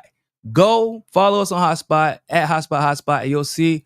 And his videos are there, so you can follow him from Hotspot, and push him, retweet him, because right now he is being he has 1 million followers on X. However, he is being pigeonholed into only African and West African algorithms, because like they don't like for news to get spread to everybody. They like to put you in the box. They like to pigeonhole you, and you got to talk about that issue. And if you don't talk about that issue specifically, they'll throttle you. We need people to know what's going on in Africa, because like the shit that's happening in Sudan is just as important as what's happening in Gaza, right? What's happening in the Congo is as important as what's happening in Gaza. And it's all interconnected, all of it. And we brought on David because he helps to bridge that gap and show how it's all interconnected. And so this is our way of trying to help educate more Western people, like people who are kind of like locked into Western algorithms, so that you can see like everything that, like, yeah, this is happening in Gaza and it's connected to the Congo. This happened in China or whatever. Elon said this, and Trump's doing this in Sudan, and this is happening in Burkina Faso, and like, because all of it's connected. It is. And this dude does a brilliant job bridging that gap that me and Nick try our hardest. We try our hardest to bridge it, but we can only do so much today. So go follow us on Hotspot at Hotspot, one word, on X. Go check out some of David's videos. Go retweet him. Follow him too. Follow me on X if you're there, at Real Niko House. Other than that, ladies and gentlemen, always remember, more than anything else, find your balance. Peace.